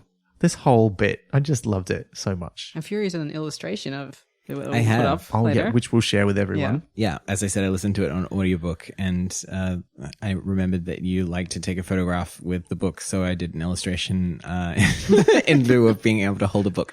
Oh, well, thank you Much so appreciated. much. And it is fabulous. It's such a so good good. illustration. Yeah.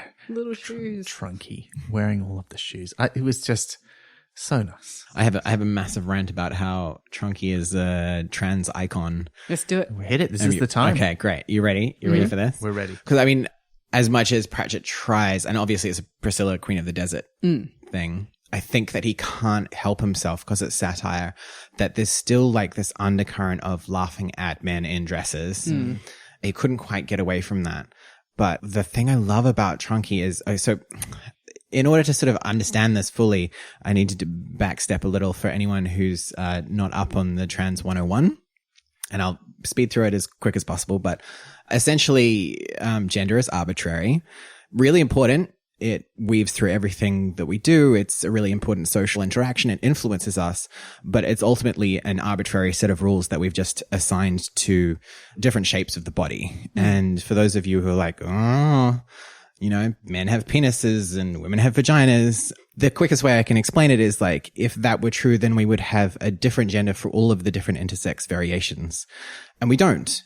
What we do instead is we give babies really brutal surgeries to make them conform to what we think men and women should look like.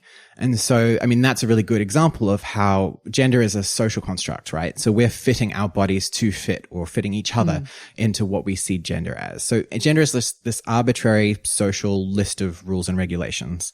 And culturally, oftentimes we punish people who transgress that by making fun of them. And this whole trans women as men in dresses is a really common trope to punish any gender transgression. Now, the reason Trunky is incredible is because obviously it doesn't have any genitalia. Obviously, like, there's this really beautiful sort of nuance to it that I think Pratchett probably doesn't even realize, where, you know, we don't even gender luggage in its pronouns. Its pronouns are it, which isn't a gendered pronoun. And yet we still, I think even Pratchett does, kind of see luggage as masculine or male, which is why Rincewind basically makes fun of luggage when it turns up with earrings and high heel shoes and a pierced lid.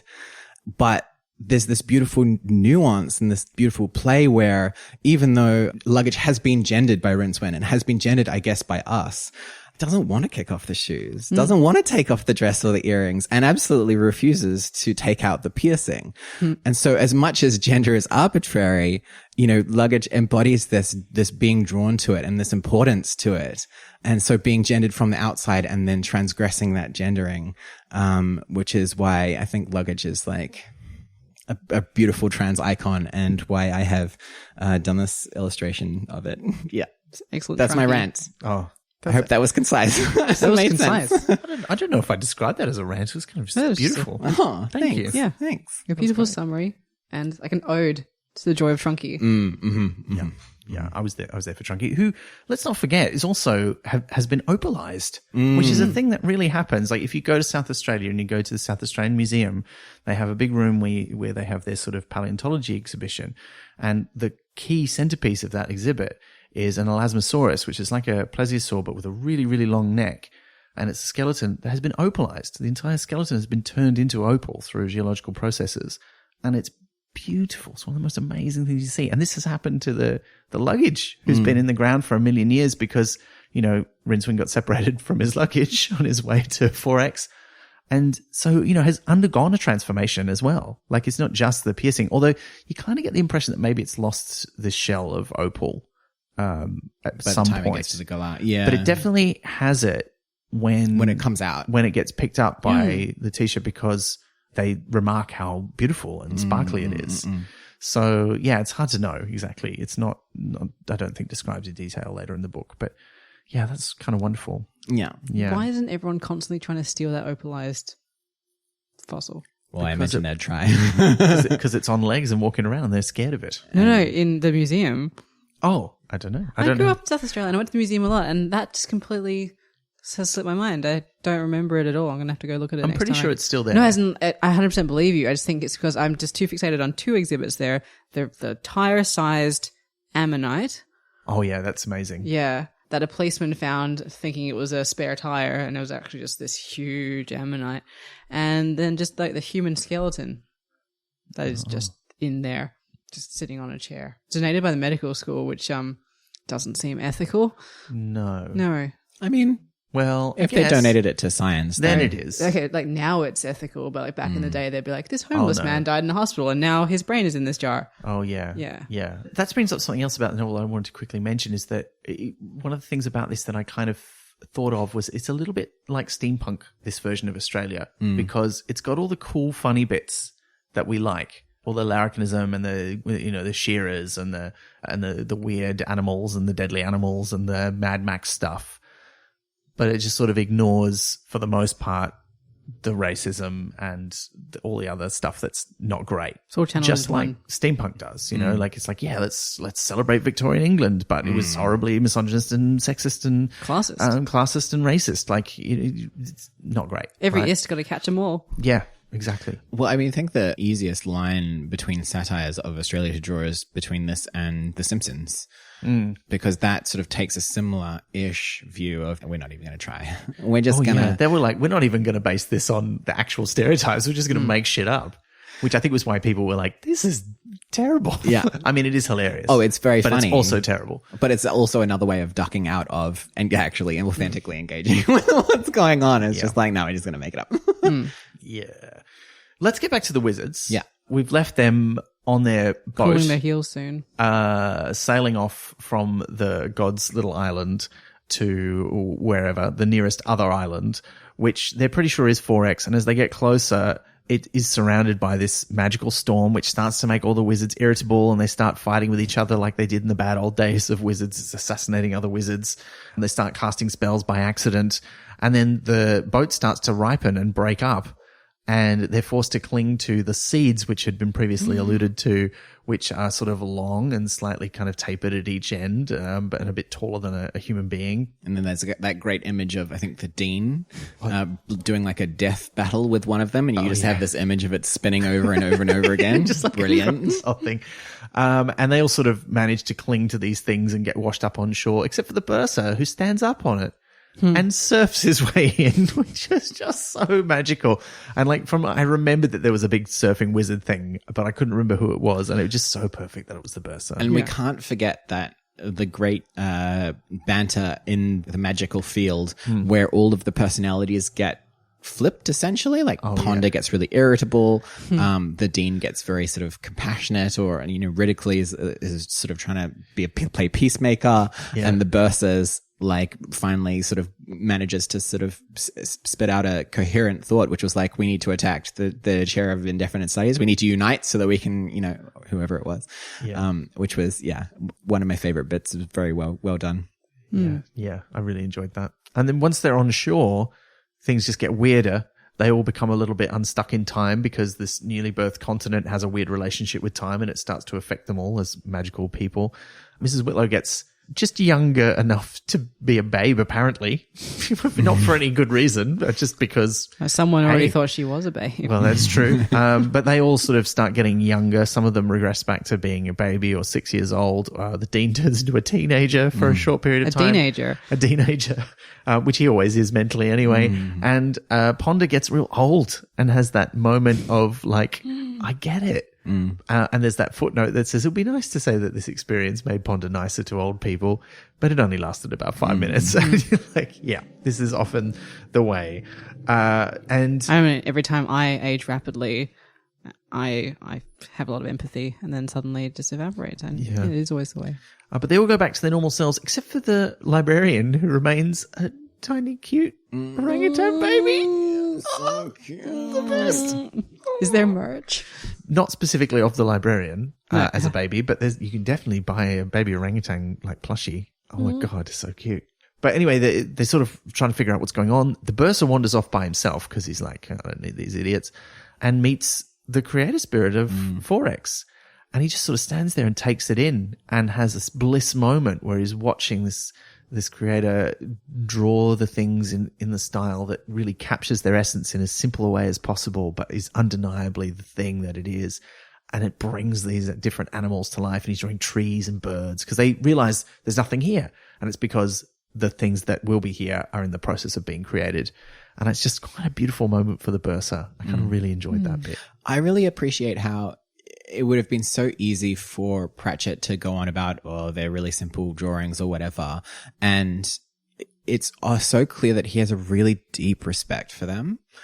And that, you know, obviously later on the joke about the wizards trying to basically mimic it or create that and them sort of messing it up.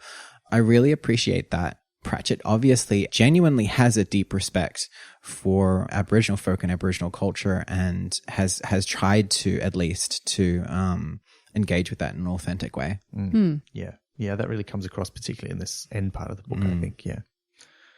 Meanwhile, back in Bugger Up, the luggage, or Trunky, sorry, I should use their preferred name.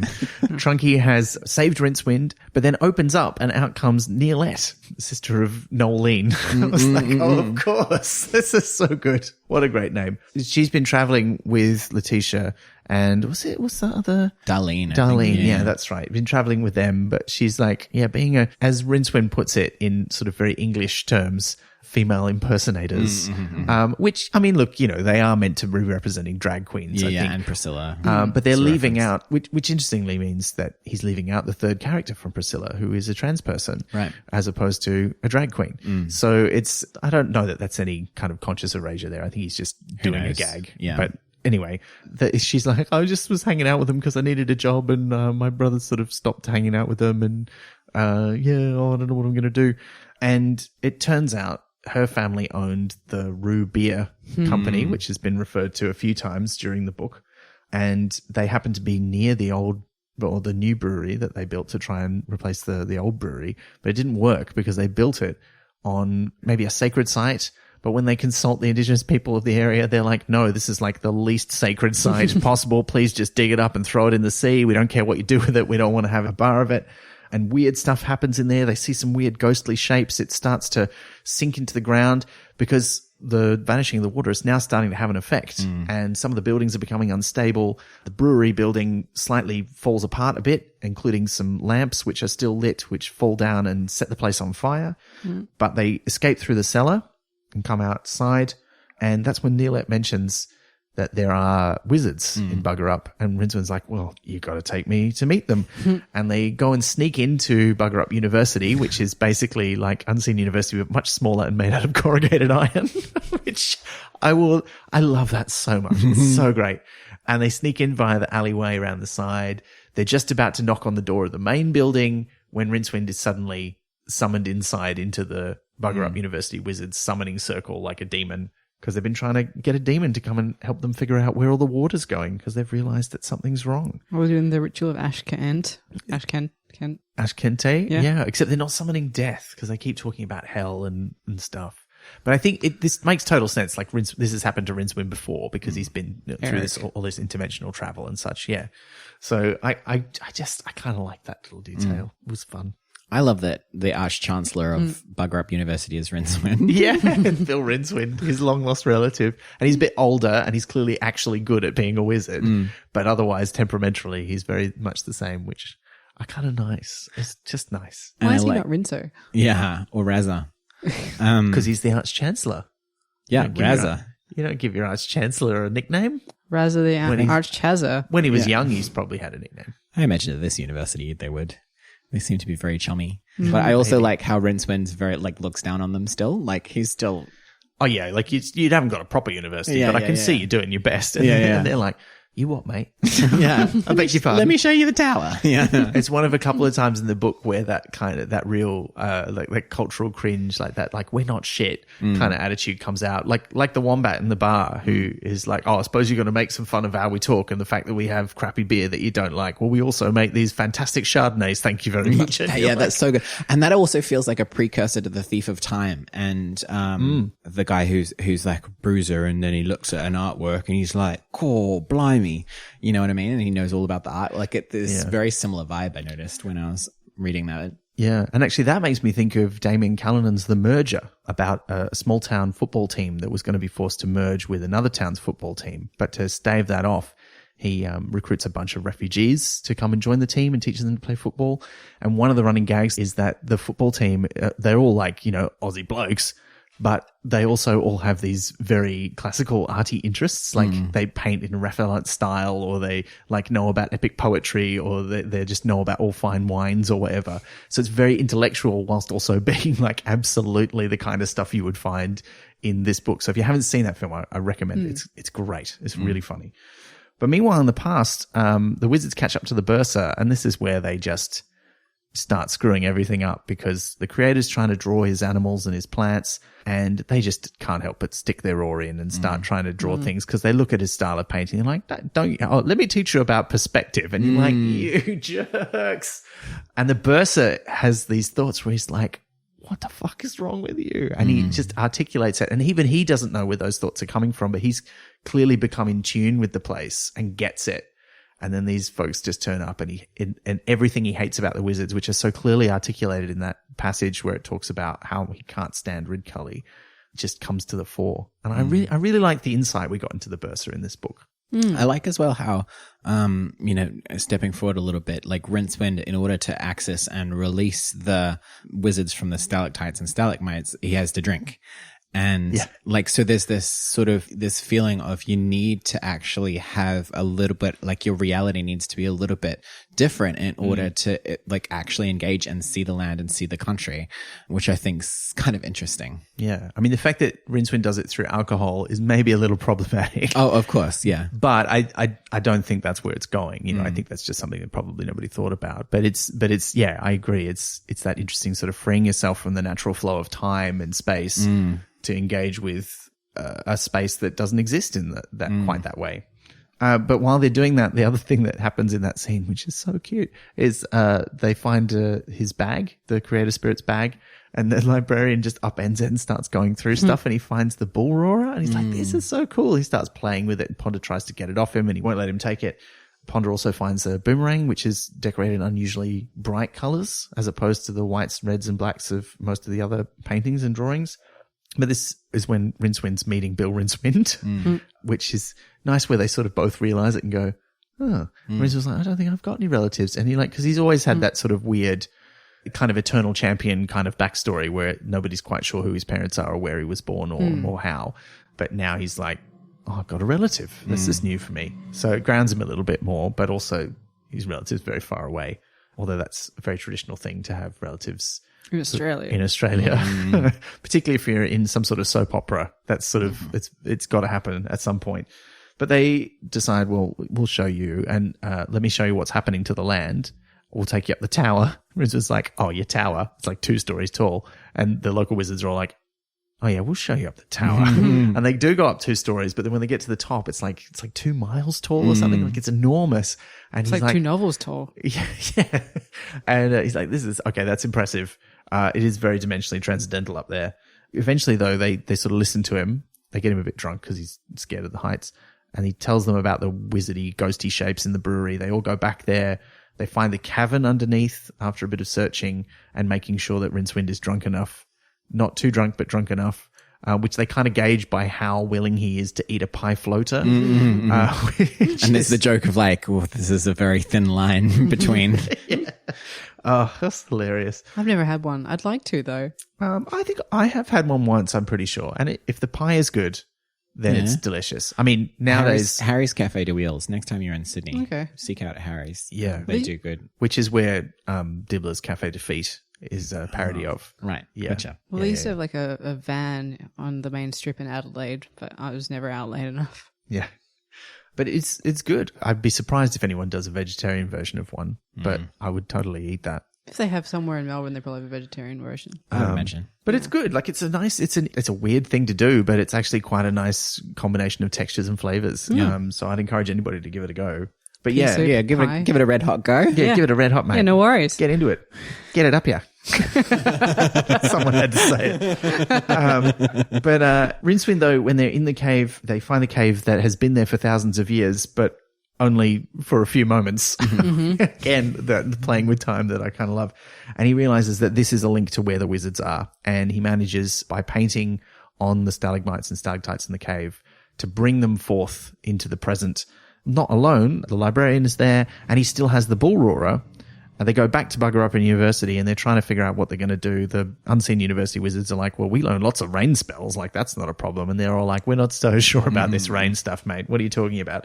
But then Rincewind's sitting up on top of the tower with the librarian saying, well, I'll just, look, you seem like you're doing okay, but I'll tell them your name and then they'll be able to fix you. And the librarian's like, no, he won't. And like pretends to dangle him over the edge, which seems particularly cruel. But, you know, I liked that he didn't really do it.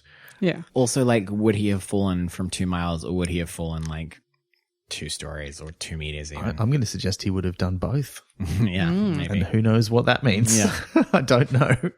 Rincewind starts fiddling with the bull roarer, which starts swinging around a little bit. And he's like, did you smell that smell? And they never use the word, but they keep talking about the smell that you get after rain. And I appreciate them not using the word because it's, well, as in he probably can't because it gets used up by poets. Like every year the quota runs out in January. Well, it got used up by Doctor Who as well. Yeah, well, it gets used up by everyone because it's such a beautiful word. I understand why people love it. But Well, you know, have you got a poem called The Word? No. Well, good. We should say the word. No. It's February, Ben. Oh, If this was January, it would be a different conversation. okay, I'm sorry. We'll put So used up, I don't even know what word you're talking There's about. no core for that. We'll put it in the show notes. You can say it. Well, I mean, because the word that we're thinking of means the smell of earth after the rain, specifically, which I don't know is quite the same thing that they're going for here. Right. Anyway, they sort of get a bit suspicious by that, and he starts fiddling with it a bit more, and then it kind of takes on a life of its own and won't let him stop swinging it. And it gets bigger and bigger and covers the whole continent and starts drawing the storm in from outside of the continent into it. And then there's the wet with a capital T and a capital W as it rains and storms. Yeah, it's the wet season. And again, you know, this is a conflation of the way that the weather works and the seasons work sort of in the northern part of Australia with the whole continent. But again, you know, Australia's quite big and complex in a lot of ways. And so that doesn't necessarily directly translate to how things work down here in Victoria, where local peoples had a system of 6 or 7 seasons to describe Melbourne weather, which if you've ever been to Melbourne, makes a lot more sense than imposing the usual European stuff. But still, it still feels, as much as I got to the end of this book and felt like, well, there wasn't really much of a plot, was there? It still feels quite satisfying. Oh, like so satisfying. And I think that probably is just because Pratchett's so masterful in his jokes and every point is propulsion to the next joke. And he's so excited about getting there and like writing it. Then you kind of get caught up in it and it's nice. Yeah. And it's like traveling with your favorite, like, because you know all the characters so well by now. It just kind of, it's nice to see them in a new setting. It's like season 5 of a show where you know everyone and they go on the Vegas episode or something like that. Yeah. And you see them in a new setting and it's good and fun. It is a bit like that. Everybody assumes the wizards have done this and saved the day, of course. And they're quite happy to take the credit, or at least the unseen university ones are. And this changes the relationship with the wizards because now boats can leave. So they're going to take a boat back to Ankh-Morpork laden with lots of stuff from Fourecks that they'll be able to sell, including some backpackers. They're not going to sell the backpackers, but they're going to go and hang out in Ankh-Morpork for a while. Lots of people come and say hello to Rincewind and like praise him and ask him if he wants to stay. He's got a job in the kitchens if he wants. He can come and hang out with the Desert Queen. He can do lots of stuff, but he just turns them all down. Like he thinks about buying a farm at one point and being a sheep farmer, and then he's like, nah, my job's like to go back and be not very good at being a wizard. Because he gets pardoned. He does. He gets pardoned by the Prime Minister, who's in jail. We skipped that. Yeah, it's funny. And the librarian is cured when a massive thunderbolt hits the wizard tower and magically cures him, so they don't need to find out his name anymore. It's all very neat. It is. In a little bow. Yeah. And the creator spirit gets his bull roarer back, and he takes out his colourful boomerang and throws it into the sky where it becomes a rainbow, which is quite lovely. It's nice imagery. And that's kind of the end of the book. I feel like we've covered a lot of our feelings about it. Are there any bits that people want to specifically call out? Any quotes or favourite parts that you want to comment on that we skipped over? I have lots, but I'm just going to do one this time because I've had a lot of conversation. I enjoy Rincewind's diary at the very beginning, where it's like, probably Tuesday, hot flies, dinner, honey ants, attacked by honey ants, fell into waterhole. So I'm not going to read the whole thing, but it's like probably Tuesday, then Wednesday with any luck, Thursday brackets could be. And I liked dinner, either bush raisins or kangaroo droppings, chased by hunters, don't know why. Dinner, blue-tongued lizard, savaged by blue-tongued lizard, chased by different hunters. And then pissed on by small grey incontinent teddy bear. Well, that's accurate. Do they piss on people? Like, Yeah, Yeah, that does they will do. happen. Really? all the time when you hold them for a photograph. Not that that's something I've done, but I've heard so many stories where people have friends come from overseas and they take them to see the koalas and they pick them up for a cuddle and the koala pisses on them. did Terry Pratchett it's hold totally a thing. koala and it I pissed on wouldn't him? be surprised. Almost certainly. And like, especially like when he talks about the kangaroo smelling like Oh yeah, like the like floor a of hundred, a floor of a house with a lot of very excitable puppies. Yeah. It's like, okay, you've stood very close to a kangaroo and got a good whiff there. Yeah, there's so many good jokes, but there's a few things that I skipped over that I thought I would mention. I really liked the whole, whenever you take a book on holiday and it's a worthy book, it turns into basically a Tom Clancy / Dan Brown novel, which I thought was very much akin to the whole Queen tapes in the car or the contents of your pantry in Mort. And interestingly, the librarian in when he's thinking about his past says that he was born in Moon Pond Lane. And I'm like, is that a Mooney Ponds reference?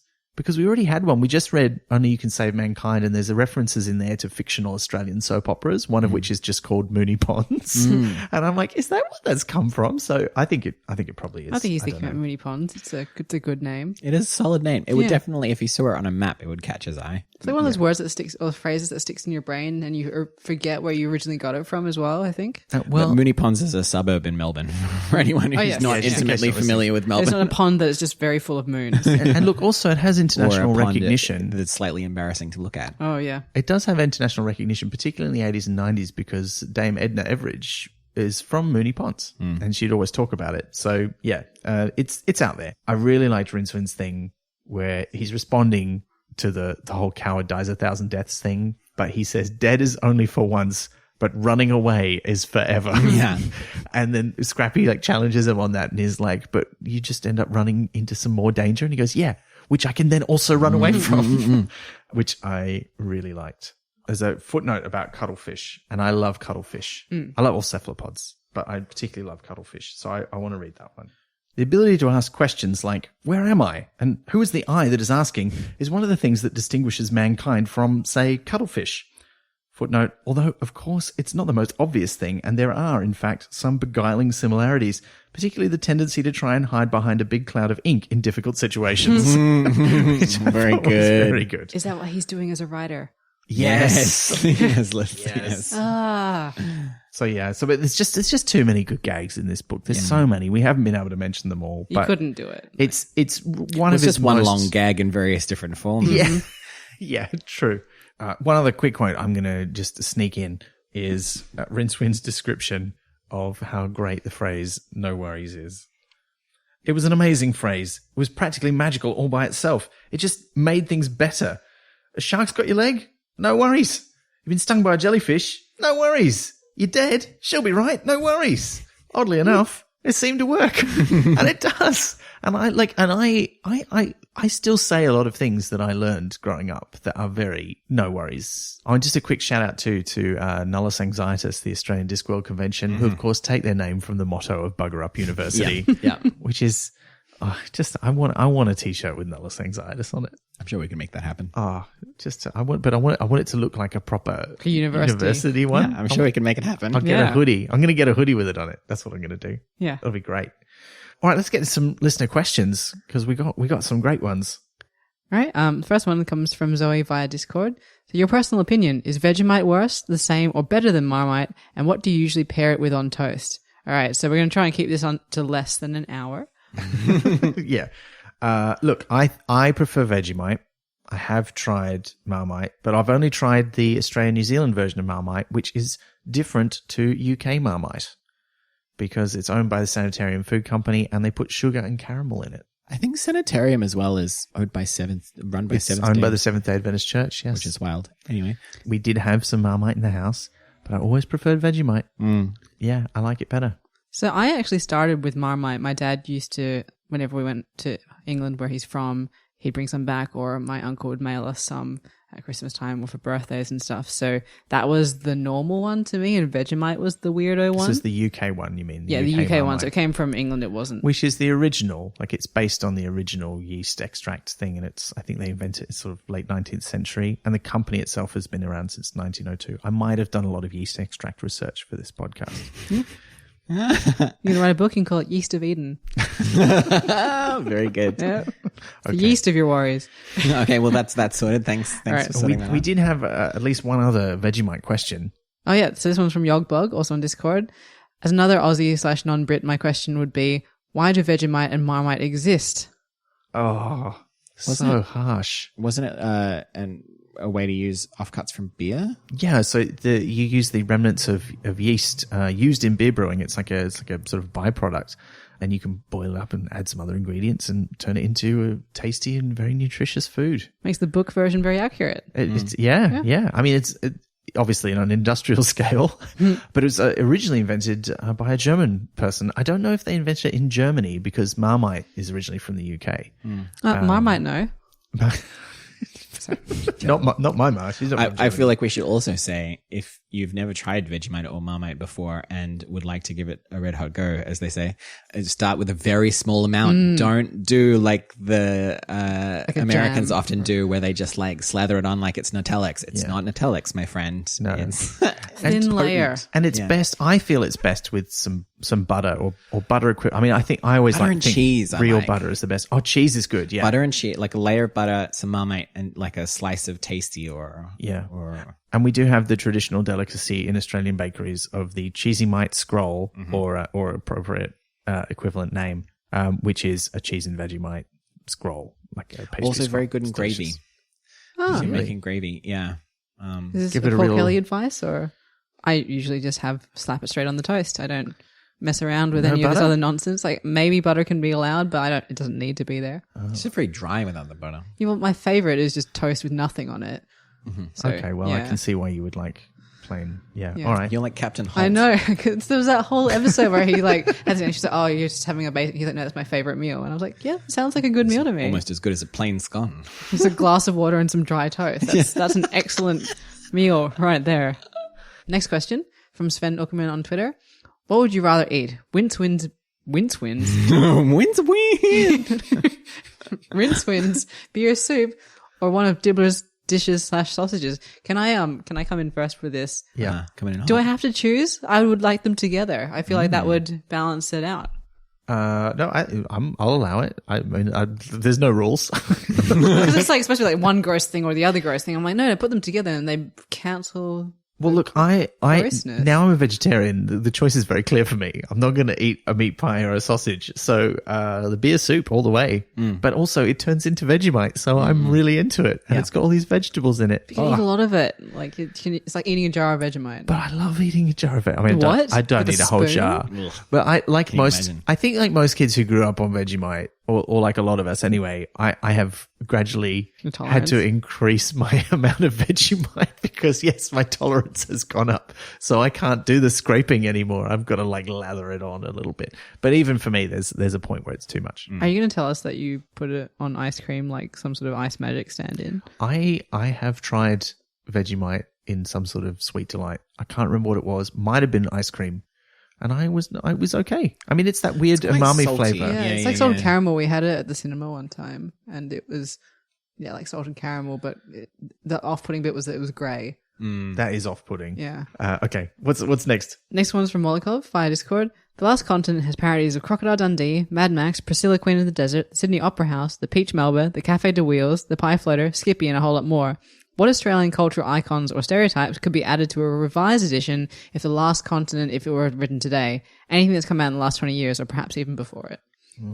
I was going to say, if it was written right now, maybe like Barnaby Joyce and Tony Abbott would be the two easy reaches. Like onion eating? Onion eating being one, and yeah, I don't know, I think Barnaby Joyce is kind of already in there, I guess, in various different forms. Maybe he just murders everyone's dogs as they come in? Oh, God. Yeah. That would Yeah. be amazing. Yeah. You know what? And I think it's the Mooney Ponds thing that sort of put me onto this. You know what's glaringly not there is any kind of reference to Neighbours or Home and Away.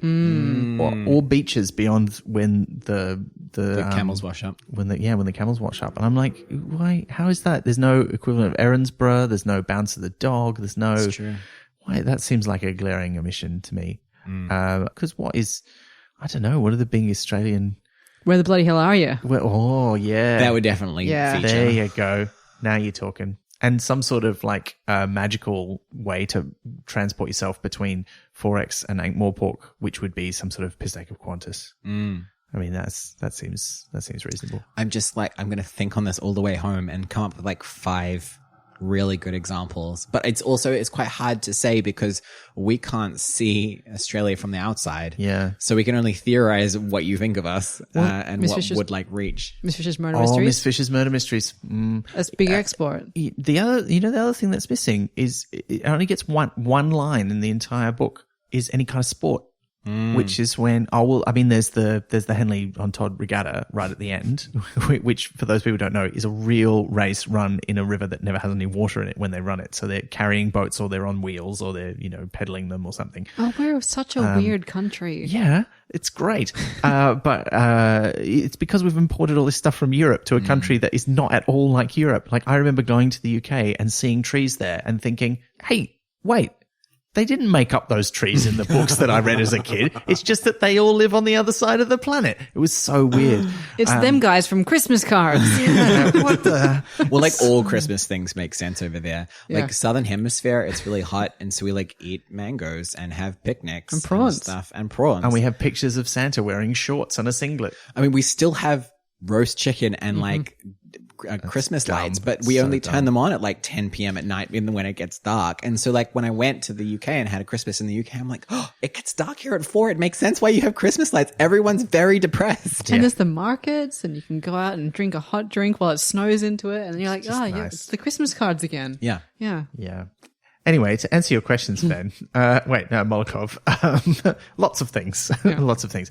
I'm sure there's more. I haven't thought of any other ones off the top of my head. Fires, probably. And keep thinking of them. Oh, yeah. That would have to be it, wouldn't it? Now, if you're writing this book now, it'd have to have bushfires. All Because there's no fire. The brewery kind of almost burns down, and there's that slight reference to the pub with no beer when they talk about, it's a brewery with no beer. But that's about it. Oh, Steve Irwin. Oh, Steve yeah, Irwin there's would no be a Steve good one. Irwin. Yeah, it's a Yeah. good point. Good Yeah, point. yeah. So the next one is from Joel Molan via Discord. What Australian stereotype from the book that made you cringe is embarrassingly true? Fair go, Dibler. Fair go, Dibler. Yeah, plenty of people really think that way. I mean, we recently had a firefighter who was made famous for telling the Prime Minister to get fucked for his comments about the fires, who then there was a clip released of him endorsing Pauline Hanson, whose views are very similar to Fergo Dibbler's. And as someone actually pointed out on internet, I forgot to mention this before, they both come from the fast food trade as well. Because Pauline Hanson famously, when she first became a politician, her only previous experience was running a fish and chip shop. And everyone made fun of her for that, which was quite classist and rude, but at the same time, not entirely unfair. So there's that. That's true. I mean, a lot of the country stuff, a lot of the slang, I mean, there's the bit where the horsemen are sort of arguing amongst themselves if Clancy is just making shit up.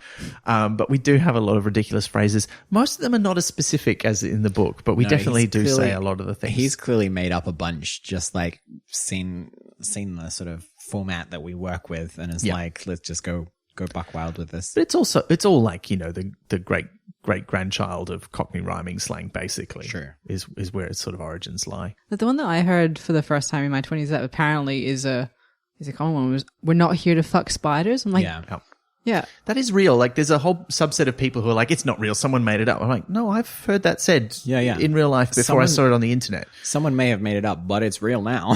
Yeah. Like, I mean, a t-shirt with it on. It's just a more extreme version of here, I'm not here for a haircut, which is another I've one. also never heard of. It's like, it's just, I mean, because a lot of the stuff is not, it's not Cockney rhyming slang, it's just irony. It's like, I'm going to say something that's not true. Like, the traditional nickname for redheads is Bluey.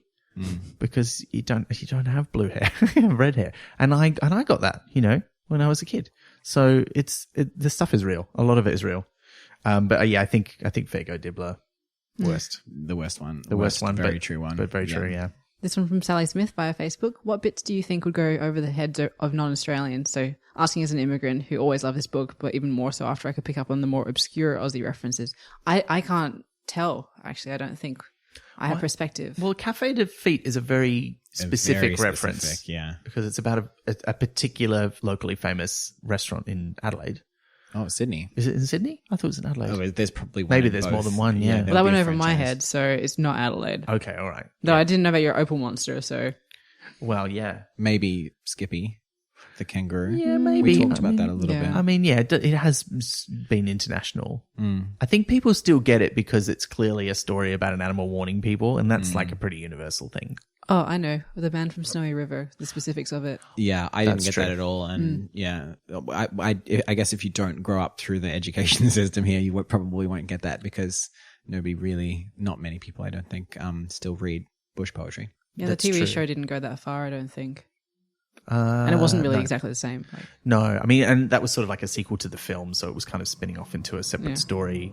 But and even Waltzing Matilda, like most people in Australia disagree slightly about the lyrics to the song. So I don't know how well you would get that. And because a lot of the things are slightly left of field, but they refer to things that we really do talk about. Like those windmills that Rincewind keeps encountering and describing, they're real. They're on every farm in Australia. They have those. And I've lived in places for shorter or longer periods of time where the only water they have is bore water. And you can't drink it. It's not drinkable. is it because it's Like, not interesting, or? No, no, it's because it comes out of a bore in the ground. You big Very dork. good. Very good. Very quick. But that was good. But yeah, like you can shower in it, but then your hair smells of sulfur because the water's got all kinds of stuff in it. So you have to drink rainwater that comes out of a tank. But there's not enough of that to do everything else that you need water for. So there's a lot of that stuff is real. And I can't really think of, I mean, I think if you don't know what a wombat is, that guy in the pub is not going to make much sense. And obviously if you've not actually seen Mad Max, a lot of the Mad Max stuff is not going to make sense. So there's lots of little bits and pieces there. Yeah. This one from Natalie Haig via Facebook. What is your favourite Australian reference? And the follow-up question from Stuart Hodge via Facebook. And what is the biggest clanger of a reference, the one you don't think really works? I think the slang that's not real, I got tired of that pretty quickly. But then I think in this book, because I knew where a lot of it was going, because a lot of it is like, I'm very familiar with what you're about to make a joke about. I was like, get to the point. Like there's like 4 pages of Rincewind making Vegemite, and I'm like, I know where this is going. So stuff like that. I think some of that, weirdly, I think would land much better for other people, but for me, some of it, I was like, just cut to the chase a bit more. Just cut to the chase a bit more. But I appreciate that I, as an Australian reading the book, I'm in a bit of a different position there. Yeah. I think Girt by Sea was good. Oh, that was fun. And it came up at just the right intervals because, like, I'm sure I've looked up in the past. I still don't know what it is. I would have loved, and this is not quite the question, I would have loved there to be some references about how none of us know the second verse of our own national anthem. Well, so you say that. Except for cops. I do. But And I'll tell you why. You're a cop.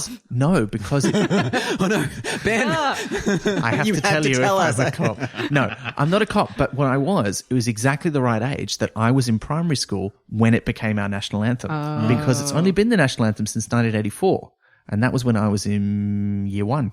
And so in my primary school, like in most primary schools in Australia at the time, they made us all learn it, and we learned all the verses. Because there's not just 2, there's 3 verses. What? And I don't remember the third one very well, but I definitely remember the second one, which begins, beneath our radiant Southern Cross we'll toil with hearts and hands to make this commonwealth of ours renowned through all the lands, right? That's the second verse. They really got that jingoism. No, you got to do like beneath our radiant Southern Cross and then just like a vague trailing off. But that's a joke that he makes in other books of like people getting to like singing That's the chorus. universal, though. Exactly. Yeah. Like, yeah. I mean, people make that joke in America where everyone's supposed to know all the words to the Star Spangled Banner, but most of them know like the famous first bit, and nobody sings it in Australia. It's an okay song. It's got some lyrics in it that you wish were true, that it's not. Like, boundless plains to share is in there, right? Like we've got plenty of room. Yeah, but is we're the girt by message. sea, so that's... Yeah, which is great. Which just means being girt by something just means it encircles it. That's all it means. It means you're on an island. It's like boring. Like every continent is girt by sea, but not every country, obviously. Anyway, so yes, there's some in there. I think if I had a favorite, I had to pick one favorite. That's hard. That's hard. I think I really enjoy all the stuff when Rincewind is running around Bugger Up and there's all these like little references to different, because it's like such a mashup of cities, like because, Fairgo Dibbler comes from Burke Street. And then, there's an opera house and then there's the Mardi Gras. So it's mostly Sydney, but there's bits of other cities in Australia thrown in there. I kind of enjoyed a lot of that. Actually, the one that's really specific that I think nobody would get, and I don't know if this is really a thing, is, there's the big mascot of the Roo Beer Company that is lit up by lanterns and then it gets on fire and it's destroyed. I'm pretty sure that was an actual thing, like that there was, and I tried to look this up and I couldn't find it, but that there was a big kangaroo mascot that got burned and they had to rebuild it, but it was kind of horrifying because you were watching this thing. And I don't know if I'm imagining that, because there is one called Matilda, which was the Commonwealth Games mascot from the 80s when it was in Brisbane, I think. And that's still on the Gold Coast somewhere or in Queensland somewhere. For ages, it was out the front of Wet and Wild Water Park, which is on the Gold Coast, which is all like, pools and water slides. And it's this giant animatronic kangaroo. And I'm pretty sure there was another one that like burned and kids were horribly scarred by watching this like giant animatronic kangaroo burn down. But I'm just wondering if I made that up. But it felt like a reference to me. I feel like if this book were getting written today, then you'd also maybe include all of the giant the big things. Oh, like Sky. No, not Sky Whale. Like the big pineapple. The big pineapple, the giant koala. The big prawn. There's a big prawn. And also maybe the Coke sign. Although big banana. That's kind of Harry Cafe DeWheel's level of specific. The one that I'm sure a lot of people can get, there's a very quick reference to banana bending. They talk about a banana bending factory, which is just like it's a nickname for Queenslanders. Is interesting. Yeah, banana benders. All right, so 3 quick ones to finish off. This one's from Maddie Preston via Facebook. Which is your favorite Rincewind book? Me, it's always the most recent one I've read. It just changes. It's whatever one. I quite like this. I think this might be my favorite now of the ones we've read. I haven't read them again recently, so I couldn't say. I have very fond memories of the Color of Magic and the White Fantastic. Yeah. But I mean, I do. They were quite early. I do really love those books. They're very different, but I don't know if they're my favorite Rincewind books. Sure. As much as I really love them. I think this one and Interesting Times for all its problems, like Rincewind is at his most Rincewindy, like I said before. In this one, he's at his most Rincewindy, but he also becomes this sort of, what I wish Australian heroes had been like when I was a kid. So I don't know. I think maybe I like this one the best at the moment, but we'll see what happens when we read the others. There's still at least one more to come. This one's from Inno Funkenstein. Would you move to Mono Island? Probably not. I'd like to visit there though. Imagine like if you stepped on the island and suddenly like, a cheesecake plant grew. Or like go and tinker with an elephant. Oh, I would be thinking, what I would go on the island because I'm a vegetarian, but I'm still a fairly newbie vegetarian. I've been vegetarian for a year or two. And I remember and enjoy the taste of meats. So I would go on the island. Meat pie floater plant? Yeah, I'd get a meat pie floater plant.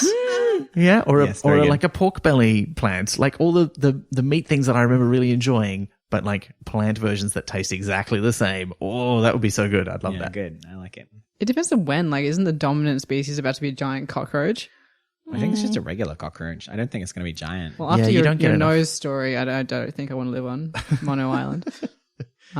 This one's from James Beggs via Facebook. What do you think Slood is? Now, this is a reference to that footnote right on the first page or right early in the book where it talks about the fact that, these creatures on this other planet probably haven't even, invented Slood or discovered Slood. Yeah. What do you think it is? It's like the Schleem is at, like in Rick and Morty, where they have like every home has a plumbus, and then it's a stand-in for like a thing that everyone should know about. Yeah, I don't know, something like kind of coalish, but like not as rare. Oh yeah, okay, it's kind of helpful. Like almost like mud, but not quite. Like you can make bricks out of it. Is it like something that you can use to make cold fusion? I just think it's something that we haven't discovered yet, and Terry Pratchett's calling us dumb. Yeah. Wow. Okay. I feel not small. not us three, but humankind is fair. I mean, but also us three. Yeah, because we're. I've got to say, when I heard the word, I kind of imagined a kind of rain-like substance falling like from the sleet. sky, but like sleep. But also, it was like when you get like a one of those gel packs, like one of those things that you put in your freezer to use as an ice pack, but when it's thawed out, it's like this sort of weird gel. And when it's sort of half frozen, it's sort of like, I just imagined it like that. And I'm like, but I don't know how you discover that. You know, in the 40s, how women had those nets, like those fashionable nets to put all your hair in? Like A snood? Yeah, snood. So maybe a slood is like a snood covers that part of your hair, a slood covers everything else. That's pretty good. Okay, I'll pay that. Okay. It's just like a net. Well, look, this has been quite a fun ride. None of us were quite sure what we'd think of this book when we reread it, and we've all had a very pleasant surprise. And of course, it's been very pleasant having you here again, Fury. Thank you so much. What are you working on at the moment?